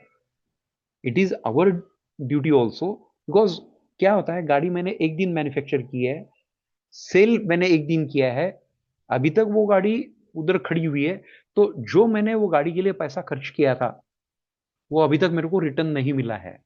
That is what my ultimate intention. ये सब मॉनिटर करने का अल्टीमेट इंटेंशन क्या है कि I should get my money in time. यदि ओवरड्यू हो गया तो फायदा ही नहीं ना मेरे को. मैं क्या करूंगा, मैं जाके इंटरेस्ट डेबिट नोट रेस करूंगा धमकी देने के लिए, चलो यार आप पैसा दे दो. डीलर को क्या, डीलर बोलेगा मेरे पास पैसा, गाड़ी पड़ा है. तो अनदर पॉइंट इज कि हो सकता है ये गाड़ी और कोई डीलर को चाहिए, तो that can be done so that the overdue can be nullified. Though it is not mentioned in my slide, but out of this slide I am telling you कि क्या होता है एक्चुअली. तो ये सब because of this billing any product gets, मतलब जैसे मैंने बोला कि ये बिलिंग में रेवेन्यू जनरेट होता है. और ये मैं क्या बोलना चाहता था आपको, ये स्मूथ बिलिंग होना चाहिए. और ये रोटेशन की मैं बात कर रहा था, तो ये स्मूथ रोटेशन हो गया, कंपनी का पैसा आ गया. कंपनी के पास पैसा आने के बाद वो जैसे भी एट द एंड ऑफ मतलब 31 दिसंबर जैसे आ जाएगा, तब डीलर जाके हम पहले 60 दिन गाड़ी का बिलिंग बंद कर देंगे। यहां तक मैंने आपको एक्सप्लेन किया है। Now the second point is rotation of BG. मैंने आपको ये तो ऑलरेडी एक्सप्लेन किया है। In case of overdues and even after repeated reminder if the dealer, ये हम टेकअप करेंगे। आई होप ये यहाँ तक मैंने आपको एक्सप्लेन किया है। Shall I go ahead? Yes, please sir go ahead. Hello. Yes yes Yes, miss Mr. Yes. Sunil. Yes Sunil Satvik. Sir. Yeah hello. Yes sir एक क्वेश्चन था। या अगर किसी रीजन की वजह से इनवॉइस अगर बुक नहीं होता है तो उस केस में कैसा होगा सर? बुक नहीं हो पाया मतलब? अगर पेमेंट डेज 30 डेज 45 डेज रहता है, राइट? हाँ हाँ हाँ हाँ। हाँ, उस केस में अगर कोई रीजन की वजह से अगर पेमेंट डिले होता है, इनवॉइस हम्म का एरर हम्म वगैरह, हम्म मैनुअल हम्म एरर, ऐसा हम्म कुछ भी, या दस हम्म। पंद्रह दिन तक अगर इनवॉइस बुक ना हो पाए, तो फिर उस केस में नहीं नहीं, उसका। You don't I am sorry sorry sorry, मैं आपको थोड़ा डिस्टर्ब करना चाहता हूँ। आपका कहना मैं समझ गया है कि मान लो कंपनी ने डीलर को बिलिंग कर दी, ओके। और ये जो बिलिंग की है उसका क्रेडिट डेज है 30 डेज, ओके। लेकिन कुछ कारण ये गाड़ी आगे जाके बिल नहीं हुई और ये ओवरड्यू में चली गई है, मान लो 45 डेज। यही ओके। आपको कहना है? यही आपको यस कहना सर। है? यस हाँ। Sir. Yes. Good question. Very good question, I appreciate. क्या है, होता है अब, जो कि आज जैसा मैंने पहले एक्सप्लेन किया था कि कोई एक कस्टमर मेरे पास आया, मेरे से बात किया, मेरे को 10,000 इवन उसने डाउन पेमेंट भी किया, उसके ऊपर से मैंने गाड़ी मंगवाई। अब जो एंड कस्टमर है वो मुकर गया, उसने विड्रॉ कर ली। ठीक है भाई, तू मेरे को 10,000 रुपया दे दे, मेरे को ये गाड़ी अभी नहीं चाहिए, अभी मेरे पास कुछ प्रॉब्लम है, या मेरे को ये गाड़ी नहीं चाहिए, इन रीजन में भी एनीथिंग। अब गाड़ी तो आके बिल हो गई है, डीलर बोलता है भैया मैं ये पैसा नहीं दे पाऊंगा, गाड़ी तो तेरे पास गई है, मैं कुछ नहीं कर सकता हूं अभी इसमें। तो कंपनी क्या करेगी, बैंक स्पेशली बैंक क्या करेगी, bank, hello hello, Yes, please continue, Mr. somebody Prashant. somebody is saying something, somebody is saying something in between. I was getting Um, a voice, I was getting a voice. Shall I go ahead, okay. or Yes, shall I yes, go ahead? please go ahead. हाँ। Please go ahead. Now billing हो गई है। Billing हो गई मतलब क्या हो गया था, ये गाड़ी फिजिकली वो उस एंड कस्टमर के पास पड़ी थी। अब मैंने पहले भी एक्सप्लेन किया है कि गाड़ी का टू द लास्ट पेनी, मैंने बोला था 75 पैसा जब तक नहीं आता है, डीलर अपने यहाँ से पीडीआई करने के लिए गाड़ी बाहर नहीं निकलता। पीडीआई का भी मतलब मैंने आपको एक्सप्लेन किया था। अभी सवाल यहाँ आता है कि उसने फाइनेंस तो लिया होगा, गाड़ी की कीमत आजकल आपने देखा होगा 10 लाख, 12 लाख, 15 लाख, 18 लाख के ऊपर चलती है। तो जनरल पर्सन तो कोई ऐसा पेमेंट नहीं कर पाएगा, वो कहीं ना कहीं बैंक से लोन लेके ये पेमेंट करेगा। अभी यहाँ इशू चालू होता है बैंक का, क्योंकि वो ईएमआई नहीं पे किया होगा। ईएमआई नहीं पे भी किया होगा, तो ईएमआई नहीं पे किया तो बैंक तो उससे गाड़ी पुल आउट कर लेगी। यहाँ ओवरड्यू पड़ा है, डीलर ने उसका पेमेंट फॉलो अप नहीं, मतलब फॉरवर्ड नहीं किया कंपनी को, ये भी एक रीजन हो सकता है।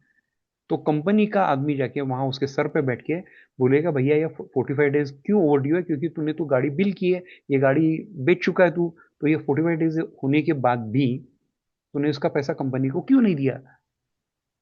तो ये एक्सप्लेनेशन लिया जाता है और कंपनी कंपनी उसका पैसा वसूल करती है। आई होप ये मैंने आपको बताया, आपको समझा, या कुछ और डाउट है? Hello Yes, Mr. Prashant. Madam? I नहीं think Sunil has understood the नहीं, question. बिकॉज उन्होंने सवाल किया तो उसने मतलब Yes, he उन्होंने has replied with okay, sir. Yes, okay in fine. the chat Ma'am, box. can I ask one question? Your voice Yes, is breaking boss. quickly, Yeah, okay. Yeah, hello, very Prashant sir. Good quickly, या because या afternoon. we still have few Sir, slides actually, remaining. uh, जो dealership है और जो company है sir, हम तो face करते हैं डीलरशिप को। मे बी कंपनी मेरे हिसाब से कम्प्लीटली कम, हम सिर्फ डीलरशिप को डील करते हैं, वो हमारे साथ डील करते हैं, हमने उनसे क्या लिया, जो भी हम्म गाड़ी है हमें कंपनी से तो कोई लेना देना नहीं है। जैसे आपने बैंक की बोला कि कंपनी का बंदा आके बैठेगा, सर बैंक ने लोन कर दिया तो बैंक हमसे वसूली कर सकता है, ना कि कंपनी का कोई इन्वॉल्वमेंट रहता है इसमें। नहीं नहीं नहीं नहीं नहीं नहीं नहीं, I will explain you, I will explain you. क्या होता है, डीलर ने ऑर्डर रेस की, डीएमएस ऑर्डर नंबर उसमें था, उसके ऊपर कंपनी ने ऑर्डर रेस किया, गाड़ी फिजिकली डीलर के पास गई, डीलर ने वो गाड़ी बेच दी। यहां तक ओके है? ठीक है सर।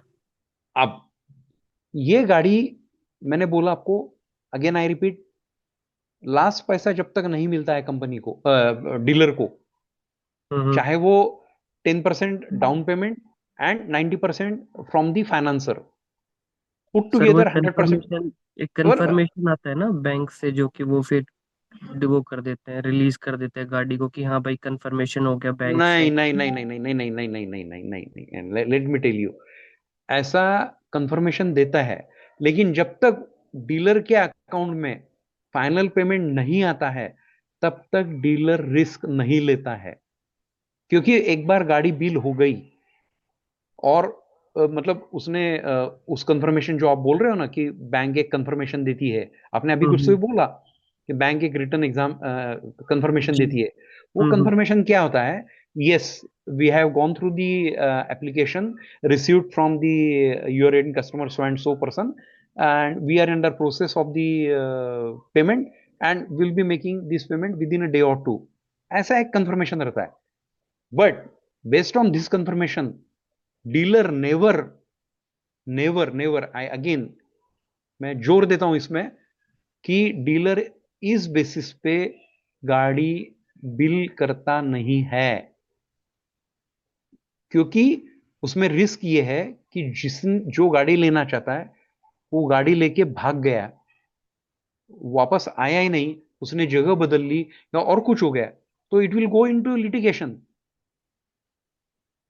और इसके लिए मैं बैंक से पैसा, मतलब बैंक गारंटी है मेरे पास, तो बैंक से उसके लिए पैसा नहीं मांग सकता हूं। Bank can not make me a payment, इन्वो मतलब एक गाड़ी के लिए पैसा नहीं देगी मेरे को। तो जब तक डीलर को, मैं यही बोलना चाहता हूं, जब तक डीलर को लास्ट पेमेंट, लास्ट पई तक का पेमेंट नहीं मिलता है, ये कंफर्मेशन वगैरह जो आप बात कर रहे हो ना, वो एक हम्म। कंफर्मेशन इसके लिए कि भैया yes I can process, I can make the payment to the to your customer, but within a day or two. तब तक वो डीलर क्या करता है, ठीक है भाई पेमेंट आएगा, और डीलर को, एंड कस्टमर को बोलता है, ठीक है बैंक मेरे को एक दो दिन में पेमेंट देगी, जैसे भी पेमेंट आएगा then I will bill the vehicle to you, till then we will have to wait. Very politely he answers, ये जवाब वो एंड कस्टमर को देता है, और हम्म। ये मसला इधर ही रुकता है। जब वो पैसा पूरा आएगा, 100% जो हो जाएगा डीलर के पास, तब जाके डीलर ये गाड़ी एंड कस्टमर के नाम पे टैक्स इनवॉइस बना के बेच देती है। मतलब इधर क्या हो गया, डीलर को पैसा मिल गया है, डीलर पैसा मिल गया, बैंक ने उसको फंडिंग कर दिया और 10% उसने दिया, यहाँ डीलर को पैसा मिल गया है। नाउ द क्वेश्चन इज, यहाँ ओवरड्यू का टॉपिक चल रहा था अपना, कि ओवरड्यू हो गया तो क्या, तो कंपनी को उसने फॉरवर्ड ही नहीं किया। Hope you got my point. Means कि हमने डीलरशिप को पे कर दिया बट डीलरशिप ने कंपनी को पे नहीं किया। हाँ, तो वही तो मैं बोल रहा हूँ कि ये क्या होता है अभी, एक स्लाइड के ये थोड़ा आउट ऑफ द वे जाके मैं आपको बताता हूँ, ऐसे केसेस होते हैं, आप जो सवाल कर रहे हो। क्योंकि एक डीलर, एक मैं एग्जांपल लेता हूँ, पंडित ऑटोमोटिव पुणे में एक टाटा मोटर्स का डीलर था। इस डीलरशिप का, एक तो बहुत सारे जगह पे डीलरशिप है पंडित ऑटोमोटिव के नाम पे, अभी वो खैर है नहीं, एग्जाम्पल करके नाम मैंने लिया था ये, या हम्म। कुंदन हुंडई करके मैं नाम लेता हूँ, पूना में एक कुंदन हुंडई करके है, उसके महाराष्ट्र में बहुत सारी जगह पे बिजनेस है। एक एग्जाम्पल करके, नॉट द पर्पज ऑफ को और कोई रीजन के लिए नहीं है। अब इनके क्या होता है, अलग अलग डीलरशिप्स रहती है, मतलब वो टाटा टाटा मोटर्स की भी डीलरशिप रहेगी, टोयोटो की भी रहेगी, महिंद्रा की भी रहेगी। वो क्या करता है, वो बोलता है मेरे, मैंने ये बैंक गारंटी के अंदर गाड़ी लिया है, मेरे पास 30 दिन है, तो महिंद्रा की एक गाड़ी मेरी ड्यू हो रही है, तो ये पैसा मैं महिंद्रा को दे देता हूँ। उसने ये पैसा डाइवर्ट कर दिया। अब ये पैसा डाइवर्ट किया, ये देखना काम मेरे लोगों का है, मतलब कंपनी के जो टीएसएम है, टेरिटरी सेल्स मैनेजर, या उधर के जो रीजनल मैनेजर, बिजनेस मैनेजर है, उनका काम है कि भैया मेरी गाड़ी बेची गई, स्टॉक में से तो कम हो गई है, तो स्टॉक हम्म। से कम हो गई तो गाड़ी का पैसा कहाँ गया, तो ये बता तू पहले। डीलर को उन्होंने ठोकना चाहिए कि तूने ये गाड़ी बेची तो ये पैसा गया कहाँ, मेरा पैसा, चाहे वो 30 दिन के अंदर हो। कंपनी क्या करती है, यदि किसी डीलर ने जल्दी पेमेंट दे दिया, 30 दिन के अंदर पेमेंट दे दिया, तो उसे एक अर्ली बर्ड करके स्कीम होती है। अर्ली बर्ड मतलब हम्म। क्या, जितने पहले दिन, मान लो 30 दिन का क्रेडिट लिमिट है, उसने 4 दिन में ही पेमेंट कर दिया, तो 26 दिन पहले दिया तो 26 दिन का क्रेडिट नोट उसको दिया जाता है।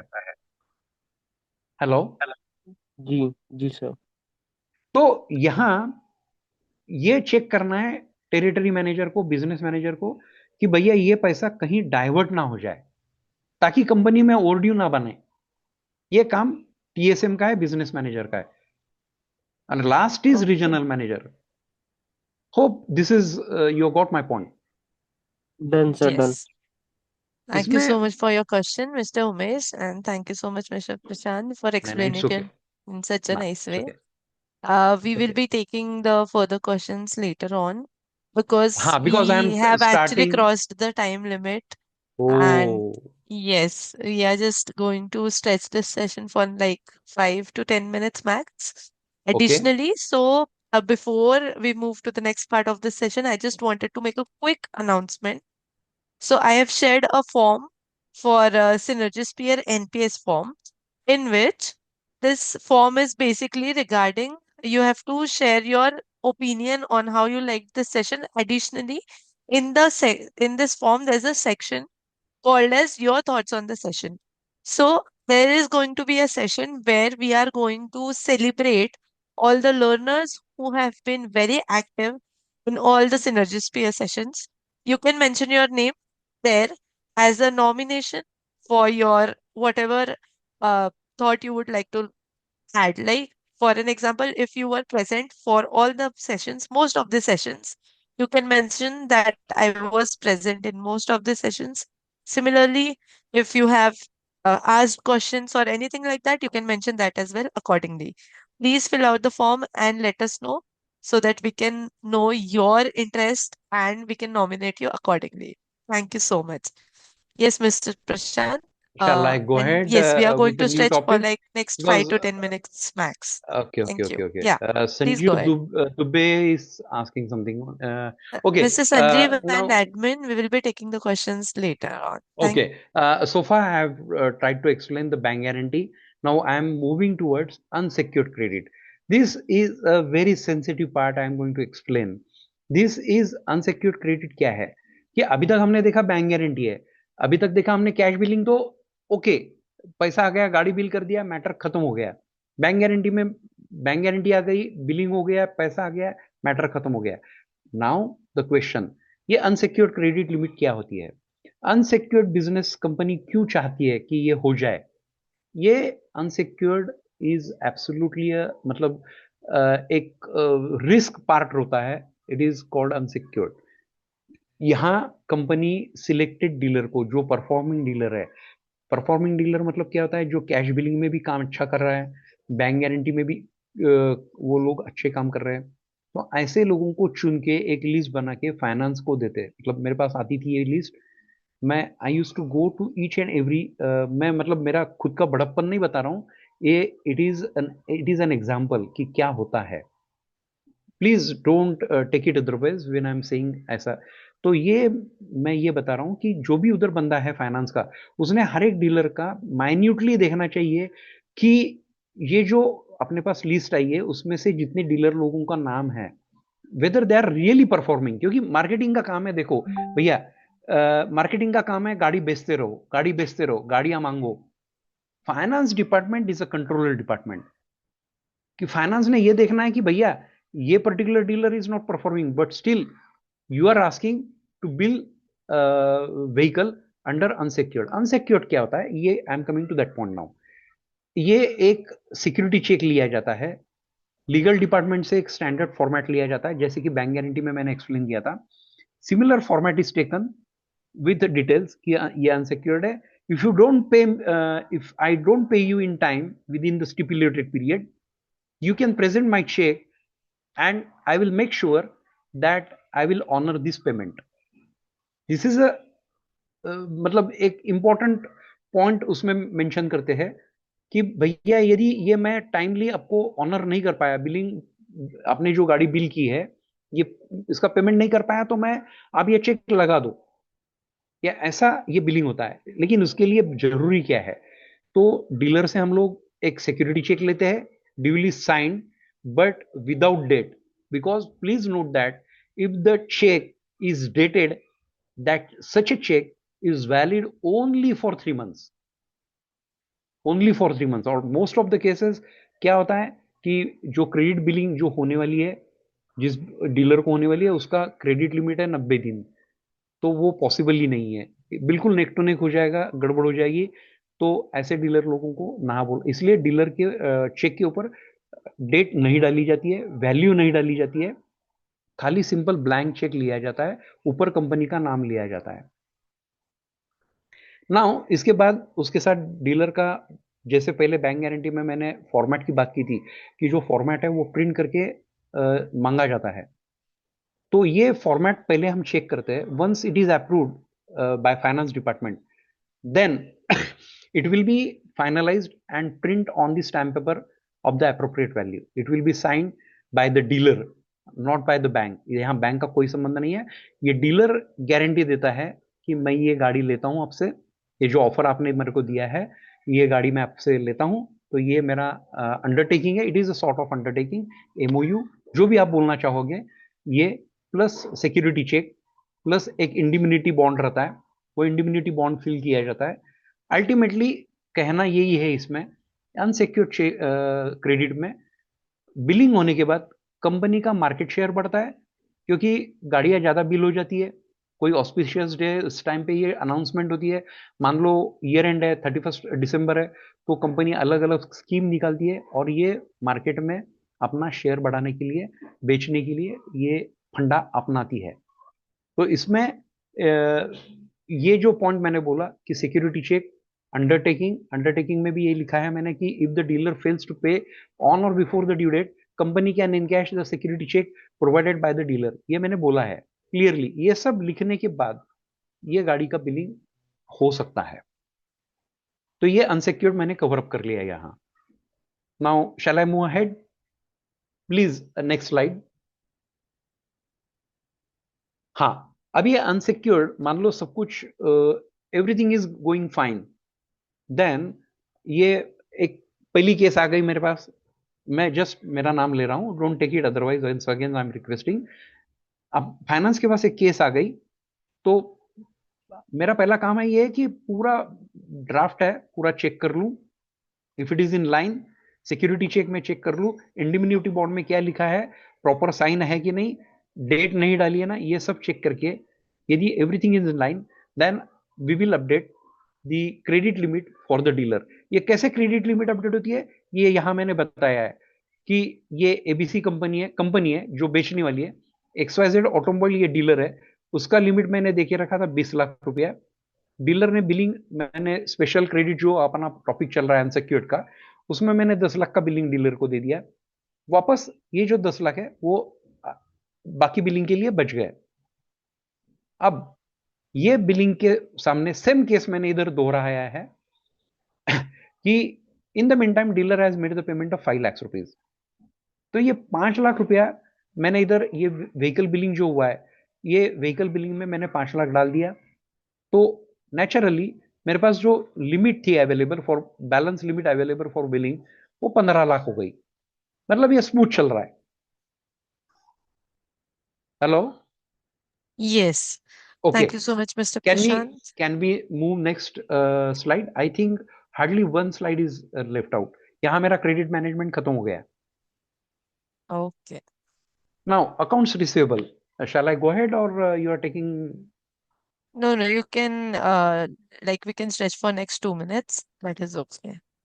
Okay, accounts receivable. अब अकाउंट्स रिसीवेबल क्या है, ये जो बिलिंग टोटल मेरा हो रहा है against bank guarantee, against any sort of credit, is appear under bank accounts receivable। Accounts receivable में मेरा वही आइटम आएगा जो मेरा अनपेड है, वही आएगा। कैश जो है वो आएगी नहीं, क्योंकि वो तो पेड हो गई है, नॉक ऑफ हो गया, ठीक है। जो अननॉक्ड है वो, that is my accounts receivable. I have to focus on this accounts receivable report and follow up accordingly. How the now second point is how to control accounts receivable dues. The effective way is age analysis. जैसे एक हर मान लो fortnightly the finance person can download a report whereby he can say that these are the invoices which are falling due or rather overdue by 1 day or 2 day or whatever may the case may be. So aging analysis is the main part, main report, where from the company can vouch, monitor, manage their receivables from invoice date also. अभी ageing limit में भी, as analysis में भी दो तरीके हैं, एक from the date of invoice और from the date of overdue. अब कंपनियां जब अपना बिजनेस करती है तो कंपनी सभी पैसा ये जो सेल हो रहा है उसे तो नहीं मेट कर पाती है, मतलब मेकअप कर पाती है, उसको तो लोन लेना ही पड़ता है, इतना बड़ा बिजनेस खड़ा करना है। तो वो कंपनी बैंक से लोन लेती है। बैंक को ये रिपोर्ट, वेरियस रिपोर्ट, उसमें से ये एक रिपोर्ट है, डेटर्स रिपोर्ट करके सबमिट करना पड़ता है। तो बैंक को जो रिपोर्ट जाती है उसमें वो ड्यू डेट जो है, इनवॉइस डेट जो है उसमें से जाती है। मतलब आज गाड़ी का ड्यू डेट, मैंने गाड़ी बिल कर दी तो आज के डेट से काउंटिंग चालू हो गया। 30 दिन का ड्यू डेट है, 1 जनवरी को गाड़ी बिल हुई है, 30 जनवरी को ड्यू डेट है, 31 जनवरी को मेरा एक दिन का ओवरड्यू खड़ा हो गया। तो ये इनवॉइस डेट पे होता है। सेकेंडली फ्रॉम ओवरड्यू, ओवरड्यू मतलब एज आई सेड 1 जनवरी को मैंने बिल कर दिया, 30 जनवरी ड्यू डेट है, तो फ्रॉम 31 जनवरी मेरा ओवरड्यू वर्कआउट करना चालू हो गया। Such a case where overdue days are there, either company's employee should highlight before the due date that these are the cases which are falling due in next coming days, एक promptly यदि देखे तो, और या तो ये report के जरिए कंट्रोल कर सकते हैं हम लोग। Please next slip, next session, 1 minute. Now methods of control overdue में ये टॉपिक चल रहा है। इसके लिए रेगुलर स्क्रूटिनी होनी जरूरी है। रेगुलर स्क्रूटिनी के बाद ही आपने को पता लगेगा कि जो ओवरड्यू नहीं हो रहा है, ओवरड्यू होगा तो कंपनी का पैसा ही मार खाता है, क्योंकि कंपनी ने गाड़ी एक दिन बनाई है, गाड़ी एक दिन सेल हुई है, और एक्चुअल वो जो सेल हुआ है उसका पैसा यदि कंपनी को नहीं मिला तो कंपनी का ही अल्टीमेटली नुकसान है। तो इसके लिए रेगुलर स्क्रूटिनी, मॉनिटरिंग होना बहुत जरूरी है। 1 मिनट।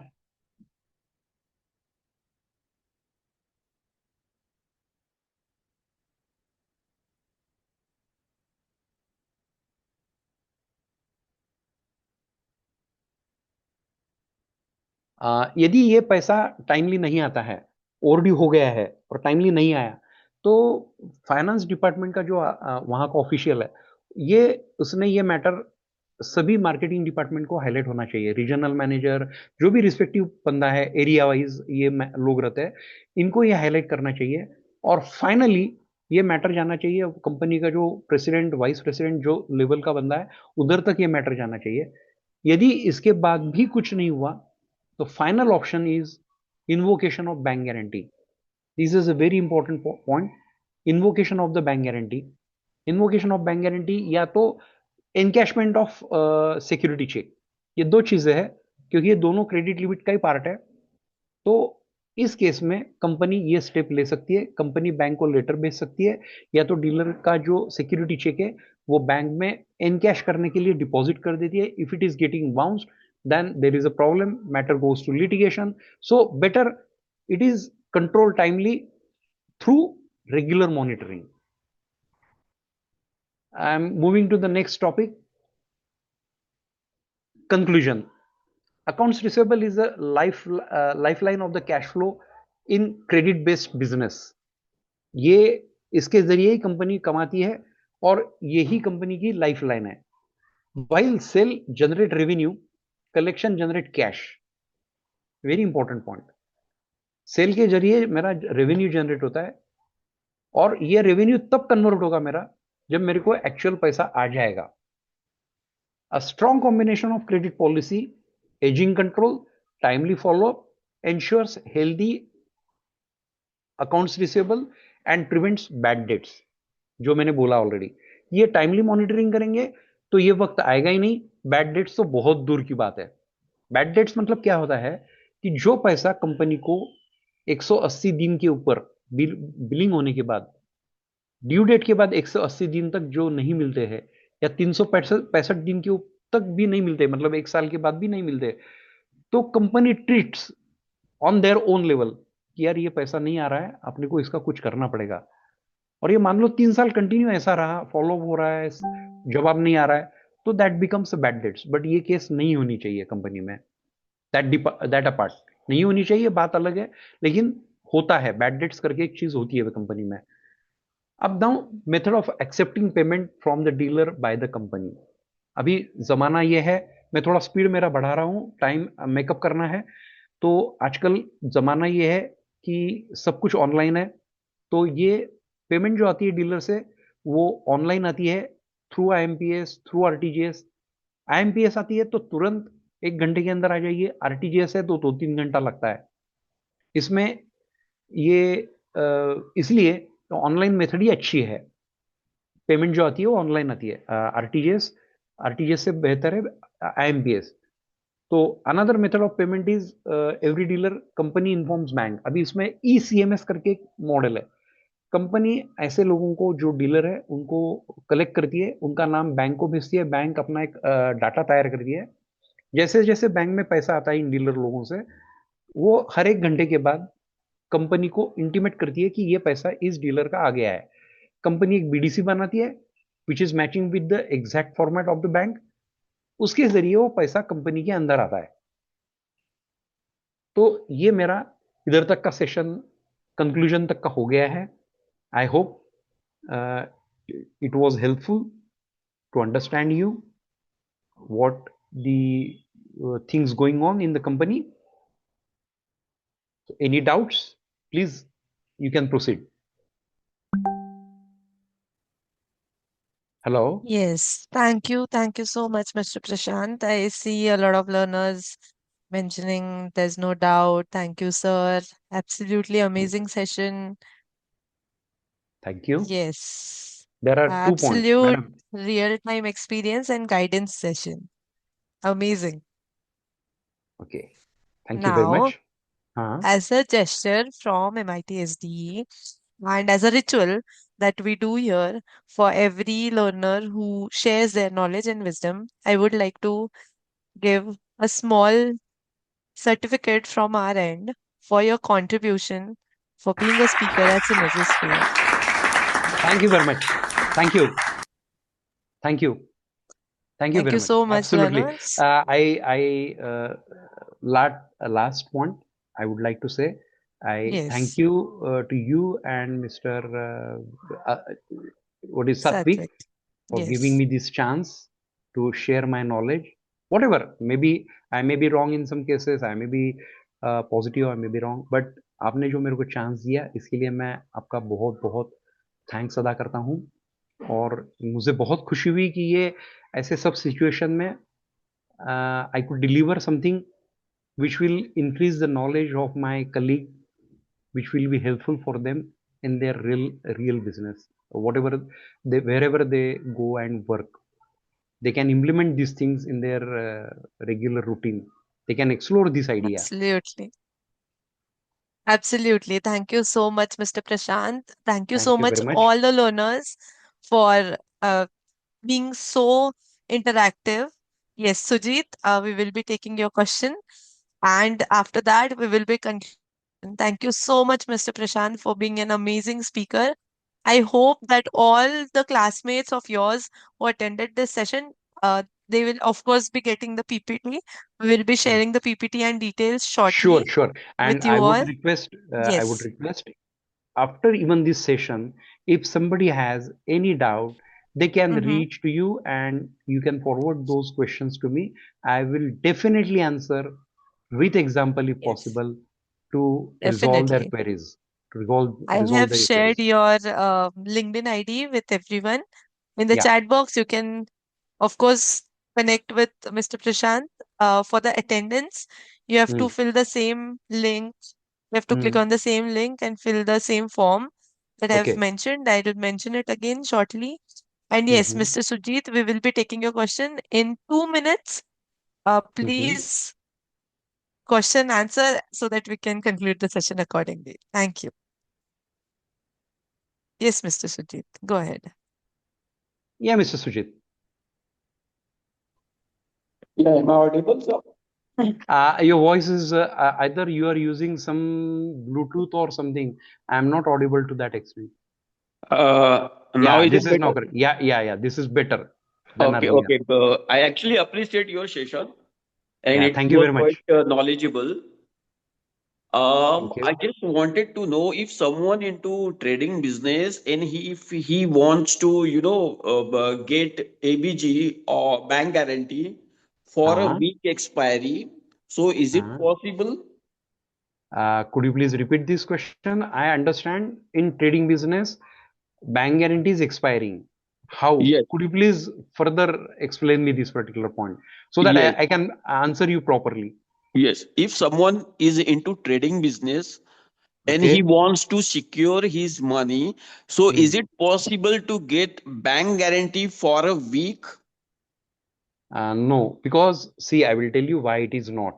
See, बैंक तो यार बैठा ही है, बैंक का ये बिजनेस है कि बैंक गारंटी देना, बैंक गारंटी के सामने वो पर्टिकुलर ट्रेडर को एक कमीशन देना पड़ता है बैंक को।